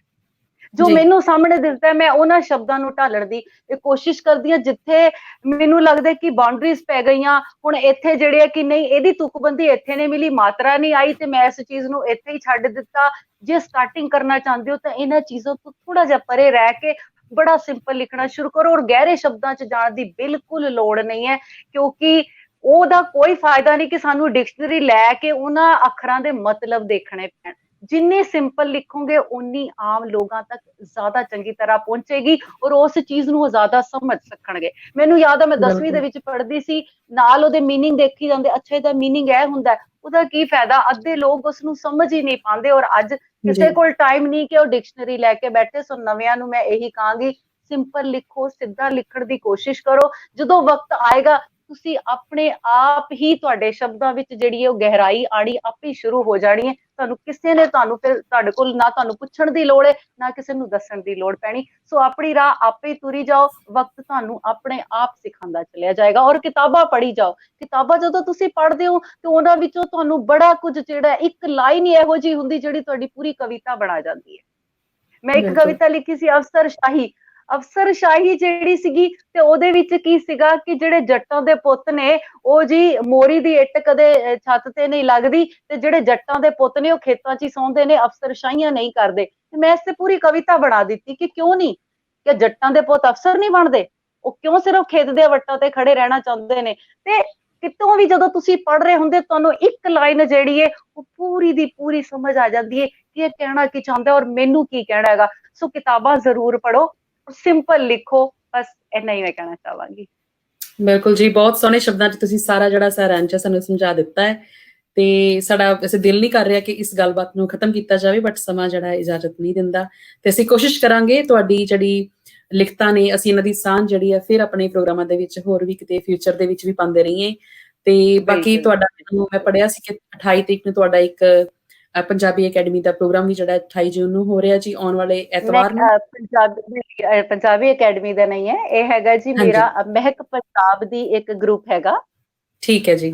ਜਿਹਦੇ 70,000 ਲੋਕ ਜੁੜੇ ਹੋਏ ਨੇ ਔਰ ਉਹ ਜਿਹੜਾ ਹੈਗਾ ਉਸ ਪ੍ਰੋਗਰਾਮ ਨੂੰ ਮੈਂ ਹੀ ਅਰੇਂਜ ਕੀਤਾ, ਉਹਦਾ ਪੋਸਟਰ ਵੀ ਮੈਂ ਬਣਾਇਆ ਔਰ ਉਸ ਪ੍ਰੋਗਰਾਮ ਦਾ ਸੰਚਾਲਨ ਵੀ ਮੈਂ ਹੀ ਕਰ ਰਹੀ ਹਾਂ। ਠੀਕ ਹੈ ਜੀ। ਸੋ ਅਸੀਂ ਉਹ ਪੋਸਟਰ ਜਿਹੜਾ ਆਪਣੇ ਪੇਜ ਤੇ ਵੀ ਸਾਂਝਾ ਕਰ ਦੇਵਾਂਗੇ। ਸੋ ਜਿਹੜੇ ਸਰੋਤੇ ਉਸ ਪ੍ਰੋਗਰਾਮ ਦਾ ਵੀ ਆਨੰਦ ਲੈਣਾ ਚਾਹੁੰਦੇ ਹੋਣ ਉਹ ਨਾਲ ਤੁਹਾਡੇ ਜੁੜ ਸਕਦੇ ਨੇ। ਸੋ ਬਹੁਤ ਵਧੀਆ ਲੱਗਾ ਜੀ, ਸਾਡੀਆਂ ਦੁਆਵਾਂ ਨੇ ਜੀ। ਪੰਜਾਬ ਦੇ ਬਹੁਤ ਵੱਡੇ ਵੱਡੇ ਜਿਹੜੇ ਨੇ ਰਾਈਟਰਸ ਜਿਹੜੇ ਨੇ ਉਹ ਸਾਡੇ ਉਹਦੇ ਨਾਲ ਜੁੜੇ ਹੋਏ ਨੇ। ਸੁਰਿੰਦਰ ਕੌਰ ਸੈਣੀ ਜੀ ਵੀ ਨੇ ਉਹਦੇ ਨਾਲ, ਗੁਰਚਰਨ ਕੋਚਰ ਨੇ ਜਿਨ੍ਹਾਂ ਨੂੰ ਰਾਸ਼ਟਰਪਤੀ ਅਵਾਰਡ ਵੀ ਸਨਮਾਨਿਤ ਕਰ ਚੁੱਕੇ ਨੇ, ਉਹ ਵੀ ਸਾਡੇ ਉਸ ਪ੍ਰੋਗਰਾਮ ਦਾ ਹਿੱਸਾ ਨੇ। ਸੋ ਜਰੂਰ ਜੁੜਿਓ ਮੇਰੇ ਉਸ ਪ੍ਰੋਗਰਾਮ ਨਾਲ ਵੀ। ਬਹੁਤ ਬਹੁਤ ਜਰੂਰ ਜੀ, ਸਾਡੀਆਂ ਵੀ ਦੁਆਵਾਂ ਨੇ ਕਿ ਜਿਹੜੀ ਇਹ ਫੁਲਵਾੜੀ ਹੈ ਤੁਹਾਡੇ ਸਾਹਿਤਕਾਰਾਂ ਦੀ, ਕਲਾਕਾਰ ਜਿਹੜੀ ਫੁਲਵਾੜੀ ਹੈ ਵੱਧਦੀ ਰਵੇ। ਬਹੁਤ ਜ਼ਰੂਰੀ ਹੈ ਕਿਉਂਕਿ ਹਰ ਜਿਹੜੀ ਕਲਾ ਹੈਗੀ ਹੈ ਪੰਜਾਬ ਦੀ, ਉਹ ਹਰ ਮੈਦਾਨ ਦੇ ਵਿੱਚ ਕਿਤੇ ਨਾ ਫਤਿਹ ਹੋਣੀ ਚਾਹੀਦੀ ਹੈ, ਤਾਂ ਉਹ ਵੀ ਬਹੁਤ ਜ਼ਰੂਰੀ ਹੈ। ਤੁਸੀਂ ਅੱਜ ਸਾਡੇ ਲਈ ਸਮਾਂ ਕੱਢਿਆ, ਅਸੀਂ ਬਹੁਤ ਬਹੁਤ ਤੁਹਾਡੇ ਧੰਨਵਾਦੀ ਹਾਂ। ਸਾਡੀ ਦੁਆਵਾਂ ਕਿ ਤੁਹਾਡੀ ਕਿਤਾਬ ਜਿਹੜੀ ਬਹੁਤ ਜਲਦੀ ਜਿਹੜੀ ਪਬਲਿਸ਼ ਹੋਵੇ ਤੇ ਸਾਰੇ ਸਰੋਤਿਆਂ ਦੇ ਜਿਹੜੇ ਵਿਚਕਾਰ ਆਵੇ ਤੇ ਅਸੀਂ ਉਹਨਾਂ ਨੂੰ ਪੜ੍ਹ ਸਕੀਏ, ਆਨੰਦ ਲੈ ਸਕੀਏ। ਤੇ ਜਿਹੜੀ ਤੁਸੀਂ ਕਲਾ ਦੀ ਜਿਹੜੀ ਇਹ ਸੇਵਾ ਕਰ ਰਹੇ ਹੋ, ਭਾਵੇਂ ਉਹ ਨਾਟਕਾਰੀ ਦੇ ਵਿੱਚ, ਭਾਵੇਂ ਕਵਿਤਾ ਦੇ ਰੂਪ ਦੇ ਵਿੱਚ, ਤੁਸੀਂ ਇਹ ਸੇਵਾ ਵੀ ਜਿਹੜੀ ਹੈ ਵੱਧਦੇ ਫੁੱਲਦੇ ਅਸੀਂ ਕਰਦੇ ਰਹੋ। ਤੇ ਜਿਹੜਾ ਸੁਨੇਹਾ ਜਿਹੜਾ ਦੇਣਾ ਚਾਹੁੰਦੇ ਹੋ ਤੁਸੀਂ ਕੌਮ ਨੂੰ, ਉਹ ਵੀ ਜਿਹੜੇ ਮਿਲਦੇ ਰਹਿਣ। ਸੋ ਬਹੁਤ ਬਹੁਤ ਧੰਨਵਾਦ ਕੁਲਵਿੰਦਰ ਜੀ ਤੁਹਾਡਾ। ਤੇ ਫਿਰ ਅਸੀਂ ਮਿਲਾਂਗੇ ਜੀ। ਸਾਰੇ ਸਰੋਤਿਆਂ ਨੂੰ ਮੇਰਾ ਸਤਿ ਸ਼੍ਰੀ ਅਕਾਲ ਜੀ। ਸਭ ਨੇ ਬਹੁਤ ਪਿਆਰ, ਮਾਣ ਤੇ ਸਨਮਾਨ ਦਿੱਤਾ। ਧੰਨਵਾਦ। ਧੰਨਵਾਦ ਜੀ, ਸਾਰੇ ਹੀ ਸਰੋਤਿਆਂ ਦਾ ਬਹੁਤ ਬਹੁਤ ਧੰਨਵਾਦ ਹੈ ਜੀ। ਅਸੀਂ ਕੋਸ਼ਿਸ਼ ਕਰਾਂਗੇ ਕੁਲਵਿੰਦਰ ਜੀ ਵਾਂਗ ਅਸੀਂ ਹੋਰ ਵੀ ਜਿਹੜੇ ਕਲਾ ਦੇ ਪ੍ਰੇਮੀ ਨੇ ਜਾਂ ਹੋਰ ਜਿਹੜੇ ਸ਼ਖਸੀਅਤਾਂ ਜਿਹੜੀਆਂ ਕਿ ਕਿਸੇ ਮੈਦਾਨ ਦੇ ਵਿੱਚ ਬਹੁਤ ਸੋਹਣੇ ਸੋਹਣੇ ਕੰਮ ਕਰ ਰਹੀਆਂ ਨੇ, ਅਸੀਂ ਇਹਨਾਂ ਨੂੰ ਤੁਹਾਡੇ ਰੂਬਰੂ ਕਰਾਈਏ। ਤੇ ਅੱਜ ਦੇ ਲਈ ਅਸੀਂ ਪ੍ਰੋਗਰਾਮ ਦੀ ਜਿਹੜੀ ਸਮਾਪਤੀ ਹੈ ਇੱਥੇ ਹੀ ਕਰਦੇ ਹਾਂ ਜੀ।